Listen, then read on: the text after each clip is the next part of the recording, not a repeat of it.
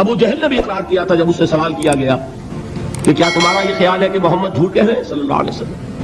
انہوں نے کہا نہیں، محمد نے کبھی جھوٹ نہیں بولا۔ پھر سوال کیا گیا پھر ان کی بات کیوں نہیں مانتے؟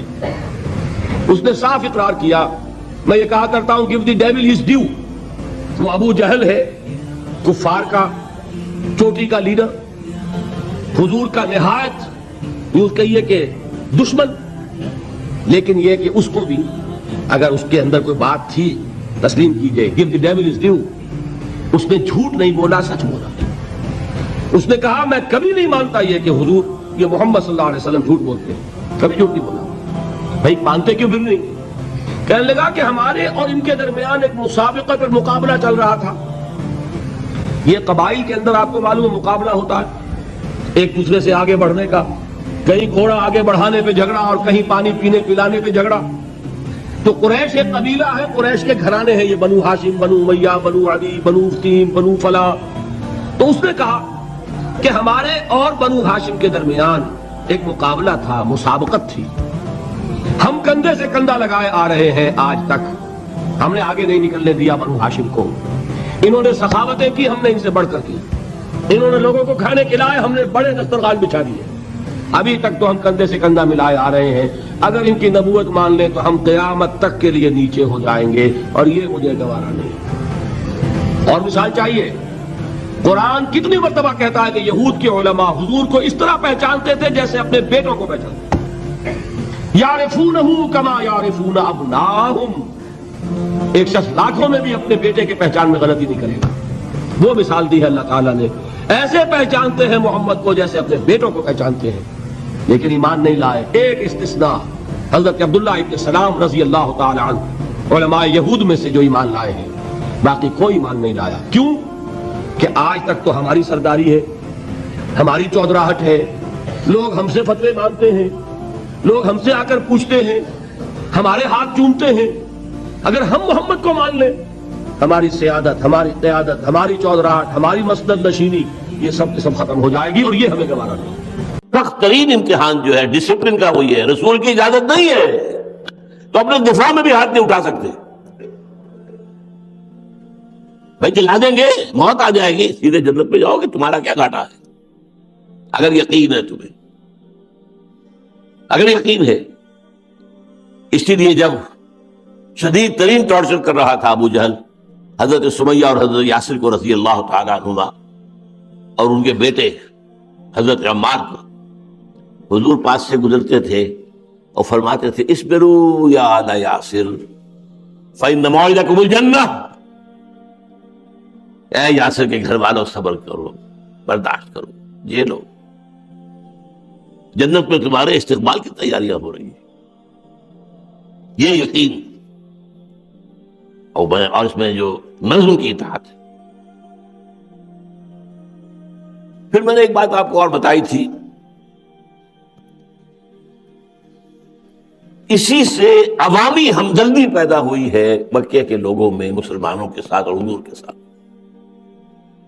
جب دیکھا کہ یہ بلال کو ننگی پیٹھ، ننگے بدن، گردن میں رسی ڈال کر اور دے رکھی چھوکروں کو گھسیٹتے پھر رہے ہیں مکے کی سنگلاخ گلیوں میں، اور اس سے پہلے مار مار کر جو ہے کوڑے ان کا جسم ادھیڑا ہوا ہے، پھر لے جا کر دھوپ میں لٹا دیا اور سینے کے اوپر پتھر بھاری رکھ دیا، سانس لینا مشکل ہے، لیکن کیا کہہ رہے؟ الاحد احد احد، ایک ہی کو مانتا ہوں، کسی اور کو نہیں۔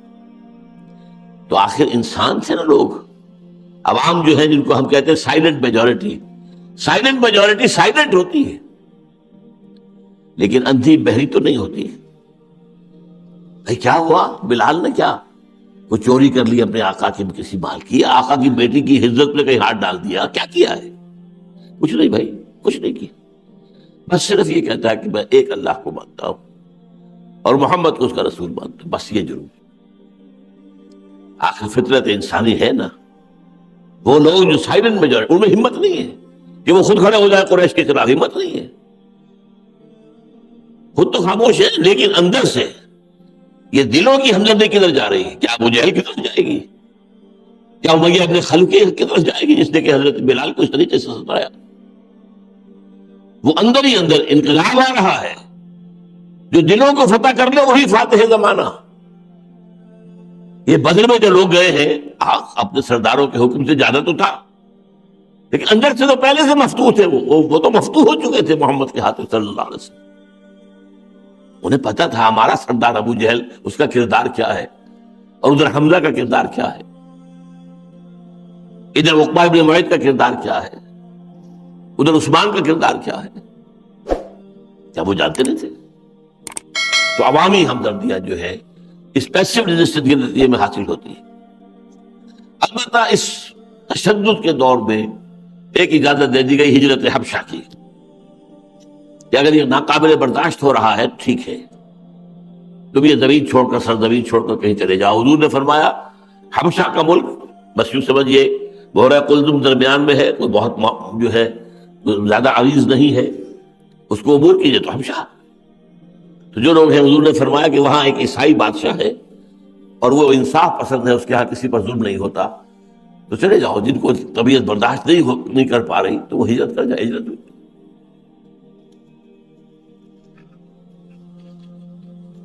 اسی میں کلائمیکس جو آیا وہ 3 سال کی قید بلا کسی راشن کے، بلکہ کھانے پینے کی چیزیں اندر جانی ممنوع. ایک پہاڑ یوں ہے، ایک پہاڑ یوں ہے، ادھر اس کی ایک درہ ادھر درہ ہے، ادھر بھی پیرا ہے ادھر بھی پیرا ہے، کوئی چیز اندر نہیں جائے گی. اور بنی ہاشم درمیان میں پڑے ہیں، کوئی سر پر چھت نہیں.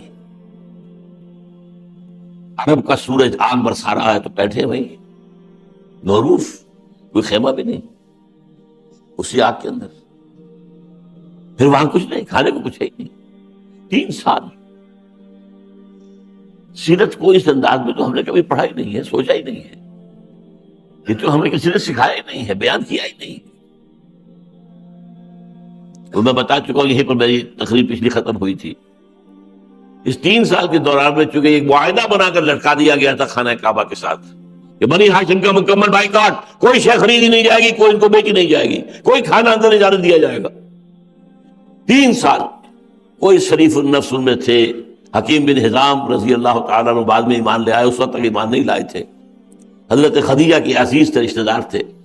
رات کو کہیں ادھر سے پہاڑ سے چڑھ کر پھر نیچے اتر کر کچھ کھانے پینے کی چیزیں دے آئے. اس طریقے سے کچھ ہو گیا تو ٹھیک ہے، ورنہ فاقے ہے. لیکن یہ کہ اس اثنا کے اندر دیمک جو ہے اس کاغذ کو کھا گئی جس کے اوپر وہ معاہدہ لکھا ہوا تھا. کسی نے جا کر کہا خدا کے بندو دیکھو تمہارا تو معاہدہ ختم ہو گیا، اب ان کی جان بخشی کرو. تب وہ محاصرہ ختم ہوا ہے اور واپسی ہوئی ہے.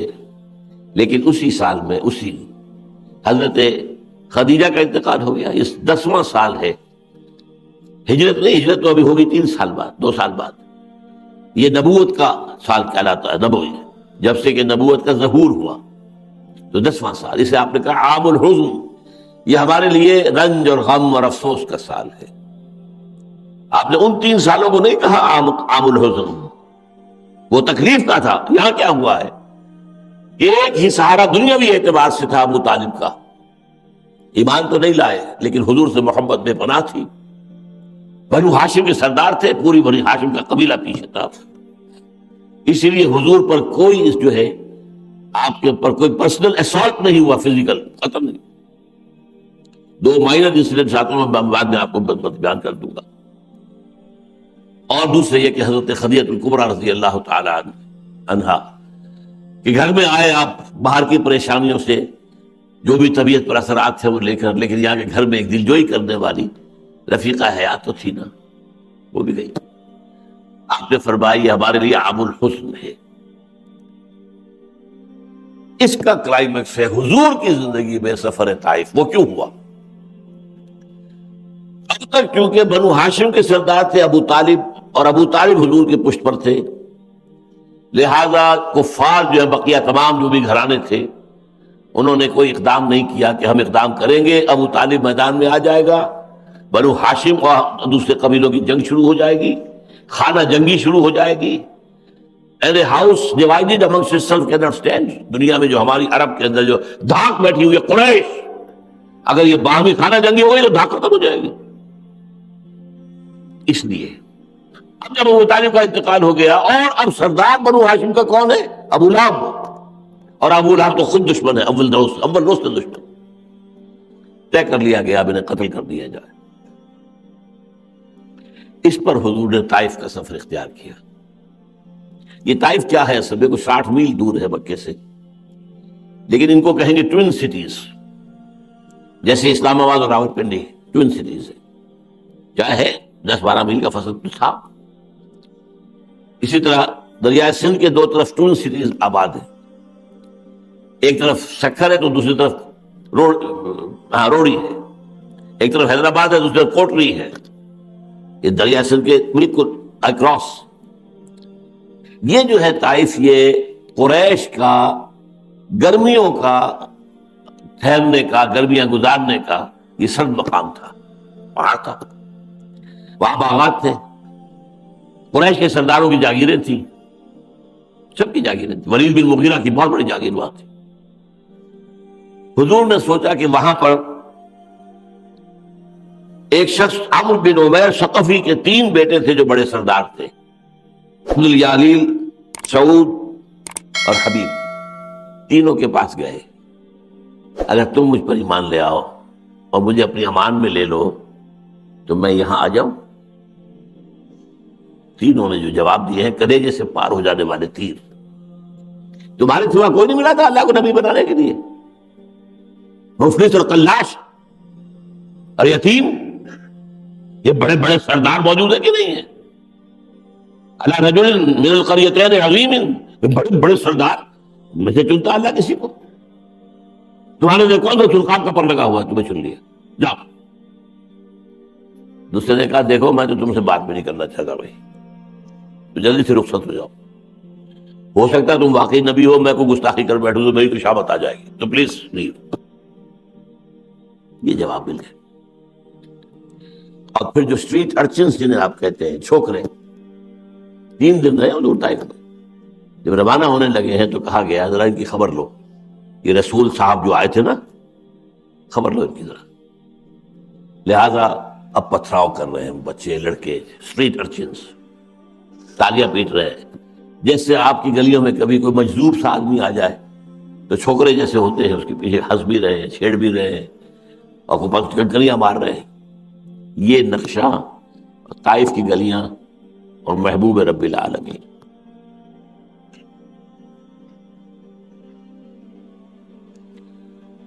بہرحال وہاں سے کسی طرح نکلے ہیں۔ حضرت زید ابن حارثہ صرف ایک آپ کے منہ بولے بیٹے تھے، غلام تھے، منہ بولا بیٹا بنا دیا تھا۔ زید ابن حارثہ اب زید ابن محمد کہلاتے تھے، وہ ساتھ تھے۔ وہ سامنے سے آ کر ڈھال بنتے تھے تو پتھر پیچھے سے آ رہا ہے، پیچھے جاتے تھے تو آگے سے آ رہا ہے، کیسے روکے؟ 4 طرف سے تو نہیں روک سکتا ایک آدمی۔ لہو لہان ہو گئے، طائف کی مٹی میں جذب ہوا خون حضور کا۔ پھر وہاں سے کس طرح نکل کر تھوڑی دور باہر آ کر ایک باغ کے اندر آپ نے تھوڑی دیر رکے وہاں، اور یہ کن کا تھا؟ عتبہ ابن ربیعہ اور شیبہ ابن ربیعہ، یہ دونوں پھر بدر میں مارے گئے، ان کا باغ تھا۔ انہوں نے دیکھا وہ دور میں کوئی مفلوق الحال سا ہے آدمی، کوئی بڑا پریشان ہے، تو اپنے غلام سے کہا عداس سے کہ لے جاؤ کچھ کھجوریں، کچھ انگور جاؤ ان کو دے دو۔ وہ لے کر آیا ہے تو حضور نے کہا بسم اللہ۔ عداس نے کہا یہ کہاں سے سیکھا آپ نے بسم اللہ الرحمن الرحیم؟ کہاں سے سیکھا ہے؟ یہ تو ہمارے نبی کا، تو ان کی تعلیم ہے۔ فرمایا میں اللہ کا نبی ہوں، ایک ہی منبع ہے ہمارے علم کا۔ اس نے ہاتھ پاؤں چومے، تھا غلام، باقی بات واپس گیا ہے تو ان کا بھائی معلوم ہوتا اس نے تیرا دین خراب کر دیا اس نے۔ بہرحال وہاں حضور کی زبان سے پھر وہ جس کو میں چیخ کا لفظ کہہ رہا ہوں نا، حتی یقول الرسول والذین معہ متی نصر اللہ،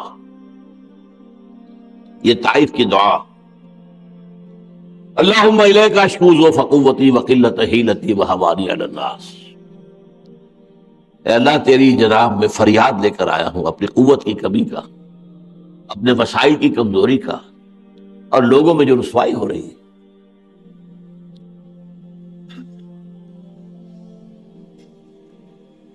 انت رب المستضعفین وانت ربی، اے اللہ تم تمام کمزوروں کا رب ہے، میرا بھی رب ہے. الی من تکلنی، مجھے کس کے حوالے کر رہا ہے؟ الی بعید یتجہمنی، وہ جو دور کے لوگ ہیں جن کی کوئی رشتہ داری نہیں مجھ سے، انہیں اجازت دے دی ہے مجھ پر ہجوم کریں، مجھ پر حملے کریں. ام الی عدو من لگتا امری، یا کہ میں نے دشمن کے حوالے کر دیا میرے معاملے کو. دیکھ رہے ہیں انداز. لیکن پھر عبدیت غالب آتی ہے. اعوذ بنور وجهک الذی اشرقت له الظلمات وصلى علیہ امر الدنیا والآخرہ، میں تیرے چہرے انور کی روشنی اور ضیاء اور نور کے اندر پناہ مانگتا ہوں جس سے تمام دنیا کی سختیاں آسان ہوتی. ان لم یکن علی غضبک فلا ابا، اے اللہ اگر تو ناراض نہیں تو مجھے کوئی پرواہ نہیں، سر تسلیم خم ہے جو مزاج یار میں آئے. مجھے اندیشہ یہ ہے کہ کہیں تو ناراض تو نہیں ہوگے. یہ ہے حضور کی وہ کلائمیکس جس کے بعد سے حضور کو اسپیشل پروٹیکشن ذاتی طور پر اللہ کی طرف سے حاصل ہو گئی. میں نے کہا تھا ایک انتہا پر آنے کے بعد، اس سے پہلے ابھی حضور کو کوئی پروٹیکشن نہیں تھی. میں دو واقعات آپ کو بتا دیتا ہوں. مکے میں بھی کوئی بڑا اسالٹ نہیں ہے، لیکن یہ کہ دی ہے تکلیف حضور کو بھی فزیکل. ایک مرتبہ حضور صحن حرم میں نماز پڑھ رہے ہیں، ابو جہل ایک رسی کو لے کر ایک چادر کو بٹ دے کر آتا ہے، گلے کے اندر رسی کے طور پر ڈال کر کھینچتا ہے کہ آنکھیں ابل گئی. ہوا ہے، کسی اللہ نے روکا نہیں. ہمارے رسول کو استقامت اور صبر اور مثابرت کو لے لو امتحان جتنا تمہیں لینا ہے، دیکھ لو کہیں کوئی ذوف تو نہیں ہے. ایک اور موقع پر آپ سجدے میں تھے، عقبہ ابن ابی معیط جو ابو جہل کا یوں سمجھیے کہ بالکل اس کا ساتھی، وہ آیا. اس ابو جہل نے کہا کہ ہے کوئی شخص فلاں محلے میں اونٹ ذبح ہوا تھا، اس کی اوجڑی لا کر ان کی گردن پر رکھ دے جب یہ سجدے میں جائے. آپ سجدے میں گئے، اوجڑی، اونٹ کی اوجڑی، یہ کوئی بکری کی اوجڑی نہیں ہے. وزن آپ سر نہیں اٹھا سکتے. وہ تو گھر میں اطلاع ہوئی، حضرت فاطمہ دوڑی ہوئی آئی، بچی روتی ہوئی، انہوں نے ہٹایا. تو ہوا کہ طائف سے پہلے پہلے یہ کچھ بھی ہوا ہے. ہاں قتل نہیں کر سکتے تھے وہ. اس پر یہ ہے کہ یقیناً پھر بنی ہاشم کے ساتھ جنگ شروع ہوئی. اب جو وہ ٹرننگ پوائنٹ کیا ہے، وہی طائف میں حضرت جبرائیل نظر آتے ہیں، فرماتے ہیں اے اللہ کے رسول، یہ جو یہاں کے پہاڑوں کو فرشتہ مامور ہے، اللہ نے اسے بھیجا ہے آپ کی خدمت میں. یہ اگر آپ کہیں تو جن دو پہاڑوں کے درمیان یہ وادی ہے نا طائف کا شہر، اسے ٹکرا دے اور ان کا قیمہ بنا دے، پیس دے. بہن نہیں، کیا عجب کہ اللہ تعالیٰ ان کی آئندہ نسلوں میں ایمان والے اور اسلام والے پیدا کرتے. بددعا نہیں کی. واپس آئے ہیں، نخلا میں ٹھہرے ہیں، یہ درمیان میں ہے مکے اور طائف کے. رات وہاں گزاری، فجر کی نماز پڑھا رہے تھے کہ قریب سے ایک گروہ گزرا جنات کا، وہ ٹھٹک کر کھڑے ہو گئے. قرآن سنتے رہے، ایمان لے آئے. ایک دفعہ قرآن سن کر داعی بن گئے، فوراً گئے اپنے جنات کے ہاں، یا قومنا اجیبوا داعی اللہ، اے قوم کے لوگوں ہمارے اس اللہ کی طرف پکارنے والے کی بات کو مانو، سنو، لبیک کہو. حضور کو نہیں پتا چلا اس کا، وہ تو قرآن میں وہی آئی ہے. پھر سورہ جن، قل اوحی الی انہ استمع نفر من الجن فقالوا انا سمعنا قرآنا عجبا یہدی الی الرشد فآمنا بہ ولا نشرک بربنا احدا. اسی طریقے سے پھر جو اور مدد آئی ہے، جب فیصلہ ہو گیا، طے ہو گیا تھا آج کی رات محمد کو قتل کر دینا ہے، اور تمام گھرانے جو تھے 6-7 بڑے بڑے، یہ بنو امیہ ہے، یہ بنو فلاں ہے، یہ بنو تیم ہے، یہ فلاں ہے، ایک ایک نوجوان ہر ایک میں سے ہوگا، اور وہ رات کے وقت ایک دم ٹوٹ پڑیں گے. سب کے جو نیزے ہیں ایک دم جائیں گے محمد کے جسم میں، تاکہ یہ نہ پتہ چل سکے کس نے قتل کیا ہے.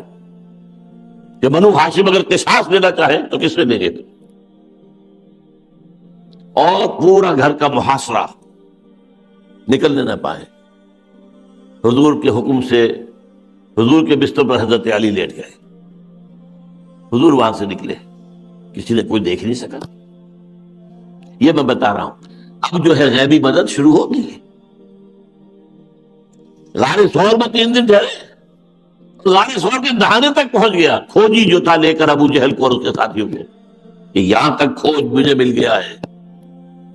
اس غار کے اندر ہو گئے، تمہارا دماغ خراب ہوگا، غار کے اوپر جو ہے دہانے پر تو جالا بنا ہوا مکڑی کا، کوئی اندر جاتا تو جالا رہتا یہاں، اور یہاں تو کبوتری نے انڈے دے رکھے ہیں، کوئی اندر جاتا تو کیا یہاں کبوتری کے انڈے سالم ہوتے ہیں؟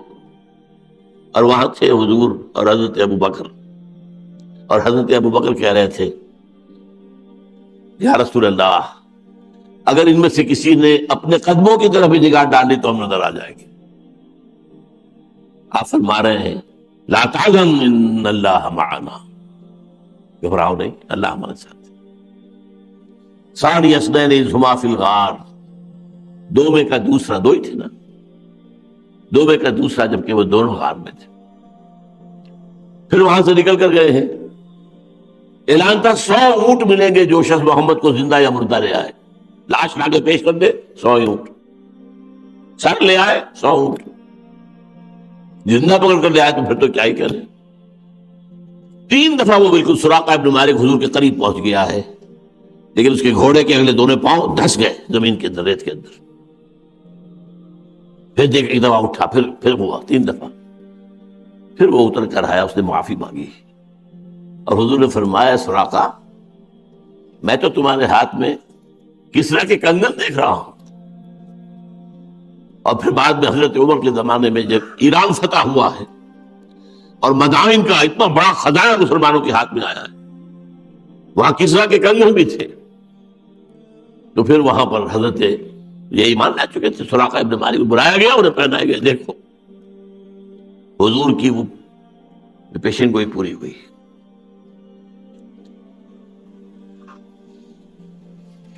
اچھا، اب جب آپ طائف سے واپس آئے تو مکے میں کیسے جائے؟ مکے میں تو قتل کا فیصلہ ہو چکا ہے، کہاں جائیں؟ طائف گئے تھے امید لے کر، طائف میں وہ ہوا۔ حضرت عائشہ صدیقہ رضی اللہ تعالی عنہ کے اپنے ہوش کے مطابق حضور پر سخت ترین دن جو آیا تھا وہ یوم احد تھا، جس میں آپ زخمی ہوئے، آپ کے دندان مبارک شہید ہوئے، جس میں اتنا خون گیا کہ آپ بے ہوش ہو گئے، آپ کے قتل ہو جانے کی خبر اڑ گئی، حضرت حمزہ اور حضرت مصعب بن عمیر جیسے لوگ شہید ہوئے، 70 صحابہ شہید ہوئے۔ تو حضرت عائشہ پوچھتی ہے حضور آپ پر طائف کے دن سے بھی نہیں، احد کے دن سے بھی زیادہ سخت دن کوئی گزرا ہے؟ فرمایا ہاں، طائف کا دن مجھ پر سب سے زیادہ شدید تھا۔ یہاں تو میرے جانے صاحب تو تھے، دائیں بھی تھے، بائیں بھی تھے، سامنے بھی تھے، لوگوں نے اپنے سینوں کو میرے لیے ڈھال بنا رکھا تھا، لیکن وہاں تو کوئی بھی نہیں تھا، ایک زید بن حارثہ۔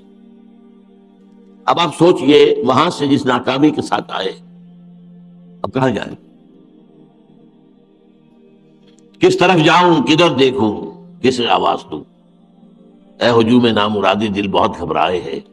یہ دوسرا مصرع حضور پر فٹ نہ کیجیے گا، حضور کا دل گھبرانے والا نہیں تھا، لیکن تدبیر ہے دنیا میں کرنی پڑتی ہے۔ آپ نے اخنس ابن شریق کو بھیجا پیغام، ایک بڑا سردار تھا، اگر تم مجھے اپنی امان میں لے لو تو میں آ جاؤں۔ اب یہ قبائلی زندگی میں کیا تھا، اگر ایک شخص بھی امان دے دے قبیلے کا کسی دشمن کو تو امان سارا قبیلہ جو ہے تو قبول کرنا پڑے گا، یہ قبائلی زندگی کی چیز ہے۔ اس نے کہا نہیں، میری حیثیت ایسی نہیں ہے کہ میں قریش کے مقابلے میں آپ کو امان دے دوں، معذرت کر لی۔ پھر سہیل بن عمرو جو بعد میں پھر آیا ہے صلح حدیبیہ کے موقع پر، جو قریش کا جو ہے نمائندہ بن کر آیا ہے، نیگوشیٹر، اس نے بھی معذرت کر لی، نہیں میں ایمان نہیں دے سکتا۔ اب یہ جا رہے ہیں، زید بن حارثہ گئے، پیغام لے آئے، حضور وہ تو نہیں مان رہا، وہاں جاؤ، حضور وہ تو نہیں مان رہا۔ تیسرے کے پاس مطعم بن عدی، اس نے کہا ہاں ٹھیک ہے، میں دیتا ہوں امان محمد کو، کہہ دو ان سے آ جائے۔ زید بن حارثہ نے واپس آ کر کہا وہ امان اس کی ہے، آپ چلیے. نہیں، اس سے کہو جا کر باہر آ کر مجھے ساتھ لے کر جائے. اگر مکے میں داخل ہوتے ہی کوئی میرے اوپر حملہ کر دے تو وہ تو کہہ سکے گا نا کہ مجھے کیا پتا تھا کہ مطعم کی امان ہے. آپ نے نہیں. اب وہ شخص جو ہے اپنے 6 بیٹوں کو ہتھیار لگا کر لے کر باہر آیا، 6 بیٹے، اور حضور کو لے کر گیا تلواروں کی سائے میں. اب وہ کہتا گیا بلند آواز سے، لوگوں آج سے محمد میری امان میں ہے صلی اللہ علیہ وسلم. اور اس کا پھر اتنا حضور کے دل پر اثر تھا غزوہ بدر میں، جب 70 قیدی حضور کے پاس تھے ہاتھ میں قریش کے. آپ نے کہا تھا اگر مطعم زندہ ہوتا اور وہ سفارش کرتا میں ان سب کو چھوڑ دیتا. وہ ایمان نہیں لایا گیا، حالت کفر میں ہے. لیکن یہ کہ بہرحال اس کا احسان بہت بڑا تھا، اس میں کوئی شک نہیں.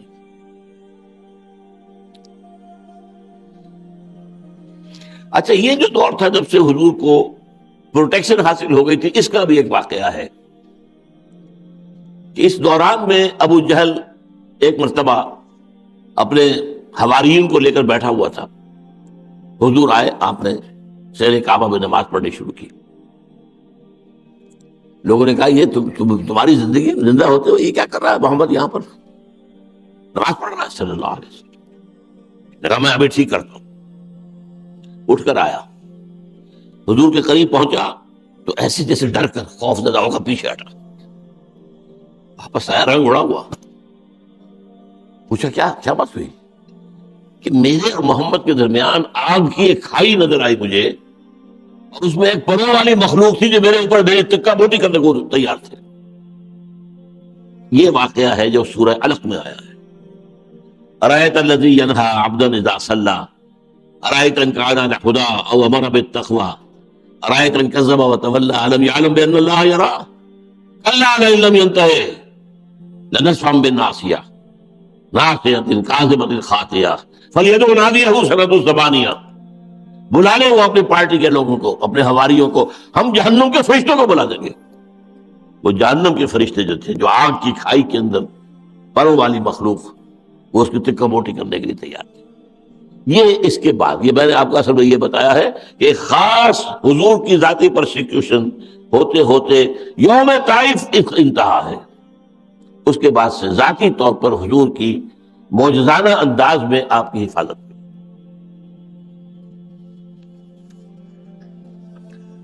اب اسی کا ایک اثر کیا ہے، اسی سن میں حج کا موقع آیا، سن 10 ہی میں.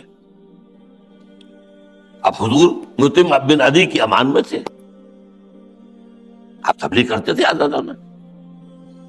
حج کے موقع پر آپ لوگ ٹھہرے ہوئے ہیں، آپ تبلیغ کرتے پھر رہے تھے. ایک گھاٹی چھوٹی سی میں دیکھا، تنگ سی گھاٹی میں 7 آدمی ہیں حاجی. خزرج کے حاجی تھے، وہ خزرج مدینے سے آئے. حضور نے ان کے سامنے اپنی دعوت پیش کی. انہوں نے کنکھیوں سے ایک دوسرے کو دیکھا. شاید یہ وہی نبی ہیں جس کا ڈراوا ہمیں یہود دیا کرتے ہیں، تو تم جلدی کرو ایمان لے آؤ، اس سے پہلے کہ یہودی ایمان لے آئے ان پر. یہ نصرت کا ظہور اول ہے. 7 خزرج کے لوگ ایمان لائے حضور کی دعوت پر سن 10 کے حج میں. اب میں یہاں تھوڑا سا آپ کو یثرب کا بیک گراؤنڈ بتا دوں. یثرب کس شہر کا نام؟ یثرب اصلاً آباد کیا تھا یہودیوں نے. یہ جو last tribes of the house of Israel کہلاتے ہیں، بنی اسرائیل کے کھوئے ہوئے قبیلے، ان میں سے یہ 3 قبیلے یا ایک قبیلے کے 3 گھرانے، بنو قینقاع، بنو نذیر اور بنو قریظہ، یہ یہاں آباد ہو گئے. اور ایک خیال یہی ہے کہ ان کے پاس بھی کہیں یہ پیشن گوئی تھی کہ کھجوروں کی اس سرزمین میں آخری نبی کا ظہور ہونے والا ہے. وہ یہاں آ کر آباد. اس کے بعد جب سد معارب ٹوٹا ہے، یمن کا بند تھا، ڈیم، وہ ٹوٹا ہے اور تباہی آئی ہے یمن میں، اور وہاں سے قبائل نکلے. کچھ قبیلے عراق میں جا کے آباد ہو گئے، کچھ قبیلے 2 قبیلے وہاں کے یہ اوس اور خزرج تھے جو آ کر مدینے میں ان یہودیوں کی اجازت لے کر آباد ہوئے. تو 5 قبیلوں کا شہر تھا یہ. دو عرب اور خزرج، 3 یہود۔ اچھا، قبائل کے اندر لڑائیاں ہوتی ہیں، جھگڑے ہوتے ہیں، اور خزرج کے اندر جنگیں رہتی تھی، ایک 100 سالہ جنگ کہلاتی ہے، نسل بعد نسل، نسل بعد نسل چلتی ہے۔ جیسے ہمارے ہاں قتل، جوابی قتل، پھر جوابی قتل چلتے رہتے خاندانوں کے اندر۔ ادھر یہ کہ یہودی بھی ان کے حلیف بن گئے، کوئی اس کا بن گیا، کوئی اس کا بن گیا۔ جب کبھی جنگ ہوتی تھی یہودی مار کھاتا تھا، یہ بنیے ٹائپ لوگ تھے، جیسے ہمارے ہاں جو کہ بنیا جا کر کسی گاؤں کے اندر وہ پوٹلی کو ایک لے کر جا کر بیٹھ کے چھوٹی سی کوئی دکان کھولی، کچھ وجہ کے بعد اس کا محل بنا ہوتا تھا، اور باقی لوگوں کی زمینیں اس کے بعد رہن ہوتی تھی۔ لیکن اگر کہیں جھگڑا ہو جاتا تھا تو مار کرتا تھا، وہ تو اس سے لڑنے کے قابل تو نہیں تھا۔ یہی معاملہ ان کا تھا۔ یہودیوں کو جب مار پڑتی تھی وہ کہتے تھے دیکھو آخری نبی کے ظہور کا وقت قریب ہے، جب وہ آئے گا ہم اس کے ساتھ ہو کر تم سے جنگ کریں گے، تم ہمیں کبھی بھی شکست نہیں دے سکو گے۔ یہ باتیں پڑی ہوئی تھی اوس اور خزرج کے لوگوں کے کانوں کے اندر، کیونکہ یہ عالم تھے، ان کے پاس تورات تھی، ان کے پاس شریعت تھی، ان کے علماء تھے، ان کے مفتی تھے، ان کے قاضی تھے، ان کی عدالتیں تھیں، پڑھے لکھے لوگ تھے، صاحب کتاب لوگ تھے۔ یہ لوگ تھے اجڑ گوار، نہ کوئی تعلیم، نہ کوئی کتاب، نہ کوئی کچھ بھی نہیں۔ تو ایک روب تھا ان کا، کلچرل روب ان کا، جسمانی روب ان کا۔ نمبر 2 یہ کہ انہیں یہ ضرورت محسوس ہو رہی تھی کہ اوس اور خزرج آپس میں لڑتے رہے، کٹتے رہے، مرتے رہے تو ختم ہو جائیں گے ہم۔ تو وہ سوچتے تھے کہ کوئی آربیٹریٹر ہونا چاہیے، کوئی ہونا چاہیے جو ہمارے مابین آ کر ہمارے معاملات کو کنٹرول کرے۔ لہذا طے کر لیا گیا تھا، خزرج کا قبیلہ بڑا تھا، اوس کا چھوٹا تھا، لہذا وہاں طے کیا تھا، اگر اوسی کسی خزرجی کو قتل کرے گا تو 3 گنا دیت دینی ہوگی قصاص کے اندر، اور اگر جو ہے خزرجی جو ہے وہ اوسی کو قتل کرے گا تو 1/3 دے گا، گویا کہ چونکہ چھوٹا قبیلہ ہے۔ اب اوسی کا خون جو ہے نوجوان کا کھولتا ہوگا، میری جان کی قیمت اس کے مقابلے میں جو ہے خزرجی جوان کی قیمت کے مقابلے میں تہائی ہے، ہاؤ کم؟ لیکن if you want to live in Yathrib you have to accept it۔ تو وہ سوچ رہے تھے کہ کسی کو آربیٹریٹر بنائیں، طے کر دیا بادشاہ بنا لو خزرج کے سردار عبداللہ ابن ابی۔ یہ تھا سب سے بڑا ان کا رئیس، بڑا اونچا محل تھا اس کا، اس کے لیے ایک سونے کا تاج بھی تیار کر لیا گیا تھا۔ تاج پوشی کی نوبت نہیں آئی کہ حضور چلے آئے، تشریف لے آئے، بے تاج بادشاہ آ گئے۔ یہ میں نے آپ کو یثرب کا پس منظر بیان کر دیا۔ فضا کیوں ہموار تھی؟ فضا ہموار تھی کہ اوس اور خزرج کے لوگ سن چکے تھے کہ ایک نبی کا ظہور آنے والا ہے، اور یہ لوگ جو ہیں یہودی جو کہہ رہے ہیں تو یہ یوں ہی نہیں کہہ رہے ہیں، ان کے پاس کتاب ہے، یہ صاحب کتاب ہے۔ بہرحال سن 10 میں تو حضور نے کسی سے بیعت نہیں لی، اگلے سال 15 آ گئے، اب آپ نے بیعت لی، بیعت عقبہ اولا۔ اب انہوں نے کہا حضور ہمیں کوئی مقری، کوئی پڑھانے والا دیجئے، ہم تو آپ سے تو ملاقات کر سکیں گے 1 سال بعد، ورنہ تو وہاں راستے تو محفوظ ہوتے ہی نہیں تھے، سفر تو جو ہے محفوظ تھا ہی نہیں، وہ تو اشہر حرم جو ہے اس کے اندر لڑائی بند ہو جاتی تھی۔ تو آپ کی خدمت میں ہم آئیں گے 1 سال بعد، تو ہمیں کون پڑھائے قرآن؟ تو آپ نے مصعب بن عمیر کو بھیجا رضی اللہ تعالیٰ، اور کچھ دنوں کے بعد عبداللہ ابن ام مکتوم کو بھیجا۔ مصعب بہت مشہور ہوئے، بہت کامیاب ہوئے، ان کا نام پڑ گیا المقری، جا المقری، المقری، پڑھانے والا، پڑھانے والا، پڑھانے والا۔ قرآن کی تعلیم جو حضرت مصعب اور عبداللہ ابن ام مکتوم کے ذریعے ہوئی، اس کے نتیجے میں اگلے سال حج میں 75 افراد، اوس کے بھی اور خزرج کے بھی، اور ان میں سردار بھی موجود تھے۔ اب ہوئی ہے بیعت عقبہ ثانیہ، یہ جو ہے ڈیسائسو بیعت، یہ سن 12 کے حج میں ہوئی۔ سن 10 کے حج میں 7 صرف خزرج کے لوگ ایمان لائے، سن 11 کے حج میں 15 آدمی آئے، اور بیعت عقبہ اولا ہو گئی۔ سن 12 کے حج میں اب ایک 75 آدمی آئے اور بیعت عقبہ ثانیہ ہو گئی۔ اور بیعت عقبہ ثانیہ کے اول تو یہ کہ وہ الفاظ جو ہیں وہ تو یہ ہے کہ آپ آئیے، ہم آپ کا ہر حکم مانیں گے اور اطاعت کریں گے، چاہے مشکل ہو چاہے آسان، چاہے طبیعتیں ہماری آمادہ ہو چاہے ہمیں اپنی طبیعتوں پر جبر کرنا پڑے، اور ہم میں سے جسے آپ سردار بنائیں گے ہم اس کی اطاعت کریں گے، اس سے لڑیں گے نہیں، ہاں جہاں کہیں بھی ہوں گے اپنی رائے ضرور دے دیں گے۔ یہ متفق علیہ حدیث ہے، مسلم شریف اور بخاری شریف دونوں کے اندر۔ بایعنا رسول اللہ صلی اللہ علیہ وسلم، حضرت عبادہ ابن ثابت فرماتے ہیں یہ دونوں بیعتوں میں تھے، بیعت عقبہ اولا، بیعت عقبہ ثانیہ۔ بیعت عقبہ اولا میں تو اس کی بیعت تھی کہ ہم چوری نہیں کریں گے، ہم زنا نہیں کریں گے، ہم یہ نہیں کریں گے، ہم وہ نہیں، وہ اخلاقی تھی۔ یہ جماعتی تنظیم کی بنیاد پر جو ہے، جس کی بنیاد پر اب نظم قائم ہو رہا ہے، بایعنا رسول اللہ صلی اللہ علیہ وسلم علی السمع والطاعۃ فی العسر والیسر والمنشط والمکرہ وعلی اثرۃ علینا وعلی لا ننازع الامر اہلہ وعلی ان نقول بالحق اینما کنا لا نخاف فی اللہ لومۃ لائم، متفق علیہ۔ یہ ہے جس کی بنا پر اب حضور کی حیات دنیاوی کا یوں سمجھیے نیا وقت شروع ہو رہا ہے۔ مدینہ، یہ میں آپ کو بتا چکا ہوں، ٹوائنبی کا جملہ تلخ، محمد failed as a prophet but succeeded as a statesman۔ مکے میں تو ناکام ہو گئے، ہاں ان کا نقشہ ضرور نظر آتا ہے، وہ نبی تھے یا نہیں تھے، ظاہر بات ہے ٹوائنبی تو نہیں مانتا، عیسائی تھا، اس اسلام تو نہیں لایا، لیکن نقشہ ضرور وہی ہے جو یحییٰ اور عیسیٰ کا تھا علیہ السلام۔ دعوت ہے، تبلیغ ہے، کوئی اگر برا کہہ رہے ہیں تو برداشت کر رہے ہیں، کوئی جوابی کارروائی نہیں کر رہے ہیں۔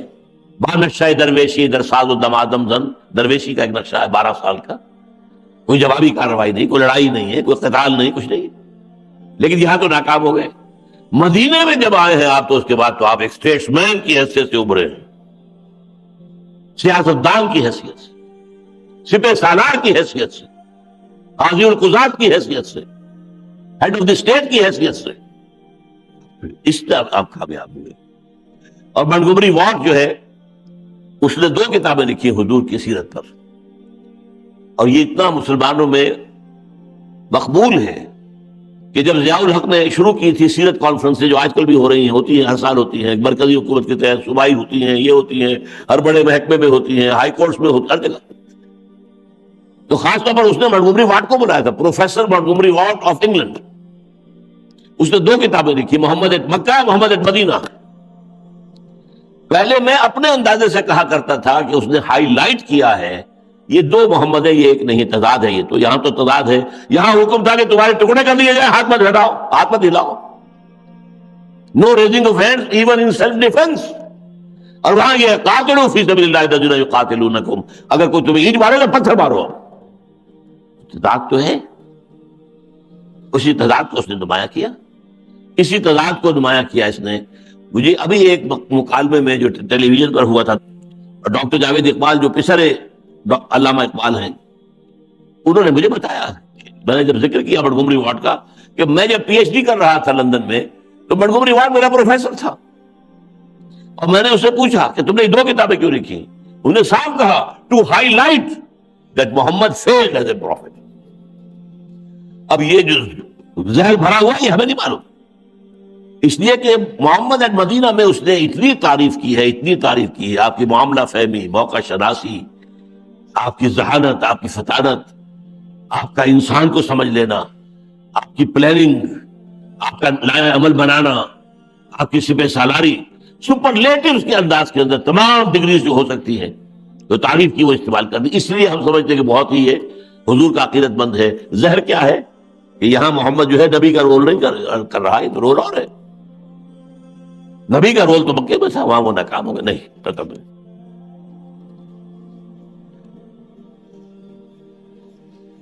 اچھا، میں مدینے میں جب آپ پہنچے ہیں تو آپ نے 6 مہینے لیے ہیں صرف، جن میں آپ امن میں رہے،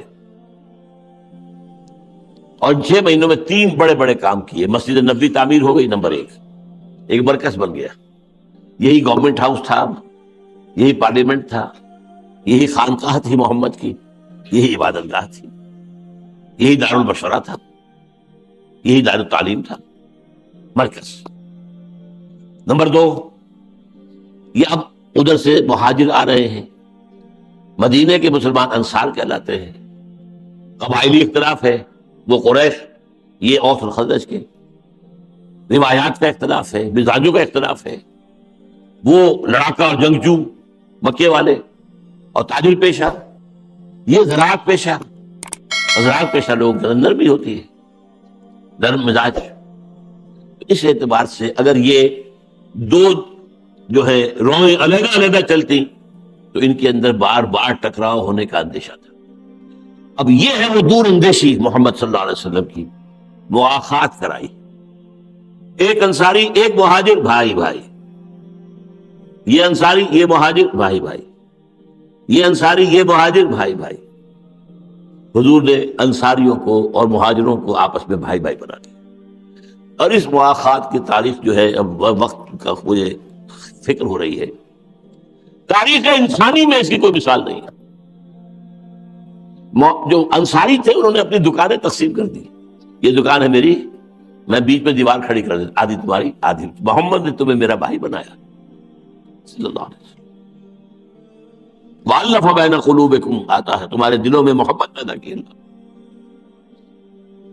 گھر تقسیم کر دیے، گھر آدھا تمہارا آدھا میرا، یہاں تک کہ ایک انصاری اپنے مہاجر بھائی کو گھر لے گیا، دو بیویاں تھیں، تو اس وقت پردے کا وہاں رواج تھا ہی نہیں، پردہ کے احکام تو آئیں گے سورہ احزاب میں، پھر سورہ نور میں، وہ تو ابھی 5 اور 6 میں کئی سال بعد جو ہے 5-6 سال بعد نازل ہوں گے احکام۔ یہ میری دو بیویاں ہیں، فرسٹ چوائس تمہارا ہے، جو تمہیں پسند ہو میں اسے طلاق دے دیتا ہوں، تم شادی کر لو۔ میں یہ نہیں کر سکتا کہ میرے پہلو میں دو بیویاں ہوں اور میرے بھائی کا جو ہے اس کا گھر آباد نہ ہو، یہ موافق۔ اچھا، سب سے بڑی ڈپلومیسی کا کمال جو کیا حضور نے، ظاہر بات ہے کہ ایمان تو لائے تھے اوس اور خزرج والے، بنو قریظہ یا بنو نذیر یا بنو قینقاع، یہ تو ایمان نہیں لائے، تو اڑ گئے، منتظر تھے کم وقت، لیکن بدبخت رہے۔ ان کے کہنے کی وجہ سے تو یہ اوس اور خزرج ایمان میں ہے کہ آنے والا ہے، ایک نبی آئے گا، جلدی آئے گا۔ ان کا خیال تھا ہمارے اندر آئے گا، ہمارے پاس تو سول پروپرائٹری شپ ہے، موسیٰ کے بعد سے کوئی نبی ہمارے باہر آئے نہیں، اب بھی جو آئے گا ہم میں سے ہوگا۔ We are the chosen people of the Lord۔ آگے بنو اسماعیل میں سے، ان سے تو وہ نفرت کرتے تھے، یہ ان پڑھ لوگ، یہ اجڑ لوگ، یہ گوار لوگ جن کے پاس کوئی شریعت نہیں، کوئی کتاب نہیں، کچھ نہیں، ان میں سے آگے اپنا تکبر، اپنا غرور، اپنا حسد، اپنی چودراہٹیں، جو فتویٰ کی مسند پر بیٹھے ہوئے تھے وہ مسندیں چھوڑنے کو تیار تھے، اب مفتی اعظم آ گیا ہے محمد صلی اللہ علیہ وسلم۔ اس اعتبار سے بد نصیب ترین لوگ دنیا کے یہ یہودی ہیں، اور بد نصیب اس اعتبار سے بد نصیب ترین اس کے بعد سے لے کر آج تک حق کے سب سے بڑے دشمن یہودی، شیطان کے سب سے بڑے ایجنٹ یہودی۔ یہ میرا ارادہ مضمون ہے، دجالیت کی حقیقت، جو شر کی سورس ہے وہ شیطان لعین عزازیل، اور دنیا میں ان کے سب سے بڑے ایجنٹ انسانوں میں یہود، پہلے اور بھی تھے لیکن اس واقعے کے بعد وہ سب سے بڑے ایجنٹ ہیں شیطان۔ بہرحال تیسرا کام جو کیا انہوں نے، ان سے معاہدہ کر لیا، جکڑ لیا انہوں نے۔ یہ میثاق مدینہ آج کل ہمارے ہاں بہت سے جو سیکولر جو لوگ ہیں وہ بیان کرتے ہیں کہ یہ دستور نہیں تھا، یہ معاہدہ تھا۔ دستور تو بعد میں آئے گا، سورہ توبہ میں آئے گا، ابھی پوری طرح ریاست وجود میں نہیں آئی ہے۔ جو آج کا کانسیپٹ ہے ریاست کا، حکومت قائم ہو گئی ہے، حضور بے تاج بادشاہ کی حیثیت سے آئے ہیں۔ عبداللہ ابن ابی کے خواب جو ہے پریشان ہو گئے، یہی وجہ ہے کہ اول روز سے جو منافق تھا وہ عبداللہ ابن ابی تھا، اس کے تو بادشاہت کے خواب ختم ہو گئے نا، وہ تو مدینے کا بادشاہ بن رہا تھا، اس کے لیے تو جو ہے وہ تاج تو تیار ہو چکا تھا۔ یہ میثاق مدینہ کیا تھا کہ اگر اب مدینے پر باہر سے کوئی حملہ ہوگا تو ہم سب اوس اور خزرج اور تینوں یہ قبیلے یہودی یہ مل کر ایک وحدت کی حیثیت سے دفاع کریں گے۔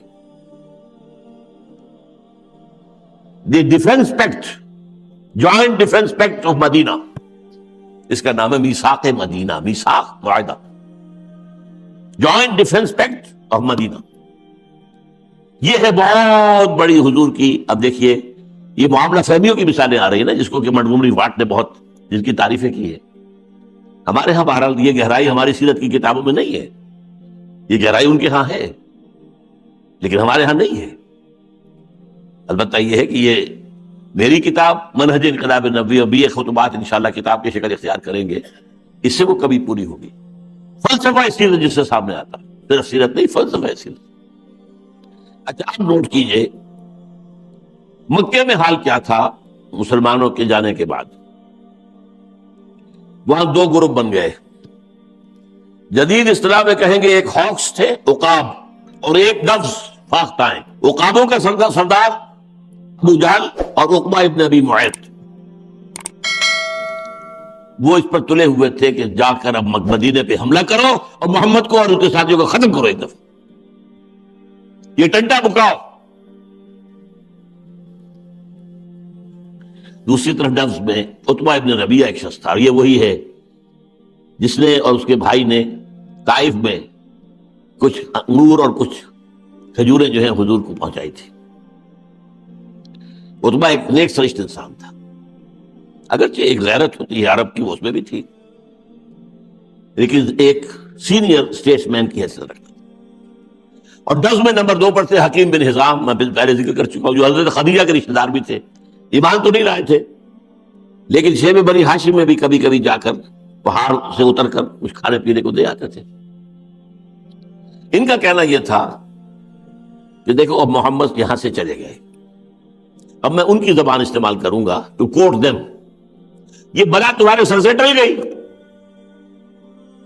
اور محمد نچلا بیٹھنے والا آدمی نہیں ہے، وہ وہاں جا کر یہی کام کرے گا، ٹھیک، وہاں مخالفت ہوگی، اب اس کی جنگ ہوگی بقیہ عرب سے، ہماری ان فائٹنگ تو نہیں رہی نا، یہاں ہوتی تو ہم جو ہے قریش آپس میں ایک دوسرے کے مد مقابل ہوتے، وہاں ہوئی، اور بقیہ عرب قبیلوں کے ساتھ اگر محمد کی لڑائی ہوتی ہے صلی اللہ علیہ وسلم، تو اگر محمد جیت جائے، اب ذرا غور کیجیے کس قدر دور رس بات کہی ہے، محمد جیت جائے تو ہمارا کیا نقصان ہے، ہمارا قرشی بھائی ہے نا، ہماری حکومت قائم ہو جائے گی پورے عرب پر، کیس فرام us۔ اور اگر عرب ختم کر دے محمد کو تو جو تم چاہتے ہو وہ ہو جائے گا، اور تمہیں اپنی تلواریں اپنے بھائیوں کے خون میں رنگین نہیں کرنی پڑیں گی۔ آخر سوچو، ابو بکر کون ہے، ہمارا بھائی نہیں ہے؟ حمزہ کون ہے، ہمارا بھائی نہیں ہے؟ عمر کون ہے، ہمارا بھائی نہیں ہے؟ عثمان کون ہے، ہمارا بھائی نہیں ہے؟ علی کون ہے، ہمارا بھائی نہیں ہے؟ ہمارے بھائی، ہم اپنی تلواروں سے اپنے بھائیوں کے سر کاٹیں۔ اب عرب سے جب لڑیں گے، یا عرب جیتے یا حضور جیتے، محمد جیتے صلی اللہ علیہ وسلم۔ اگر یہ کہ محمد کو ختم کر دے تو جو تم چاہتے ہو گیا، اور تمہاری اپنی تلواریں تمہارے کسی بھائی کے خون سے نہیں رنگی گئی۔ اور اگر محمد غالب آ جائے عرب پر صلی اللہ علیہ وسلم تو ہماری حکومت قائم ہو جائے گی پورے عرب پر۔ ابھی تو ہماری حکومت صرف مکے پر ہے نا، ویسے ہماری حیثیت ہے، اور وہ اس وجہ سے ہے کہ تمام قبائل کے بت ہمارے پاس رکھے ہوئے، ہاسٹیج تمام کے قبائل جو ہے وہ رکھے ہوئے بت جو ہیں مکے کے اندر، خانہ کعبہ میں 360 جو ہے بت کیوں تھے؟ ہر قبیلے کا خدا وہاں موجود ہے، اور اب جب چاہے اس کی گردن مروڑ دیں، اٹھا کر پھینک دیں اسے کعبے سے باہر، لہذا کوئی قبیلہ ہم سے جنگ نہیں کر سکتا، یہ بات تو ہے، ہمارے قافلے کو نقصان نہیں پہنچا سکتا، یہ بات تو ہے، لیکن ظاہر بات ہے ہماری حکومت تو نہیں ہے۔ اگر محمد شکست دیتا ہے باقی سب تمام عربوں کو تو عرب میں ہماری حکومت قائم ہو جائے گی، we stand to lose nothing. یہ ابھی بحث وہاں چل رہی تھی، ڈوز اینڈ ہاکس، فیصلہ نہیں ہوا تھا۔ اب جو آغاز ہوا ہے کس سے ہوا ہے، یہ ہے بات، جیسے میں نے کہا تھا ابتدائی تصادم کس نے شروع کیا؟ جس نے کہا یہ نظام غلط۔ ایک تالاب کے اندر پرسکون پانی کھڑا تھا، پتھر آپ نے مارا ہے بھائی، آپ نے مارا، لہریں اٹھ رہی ہیں، وہ لہریں تو اٹھیں گی۔ پھر جنگ بھی حضور نے شروع کی ہے صلی اللہ علیہ وسلم۔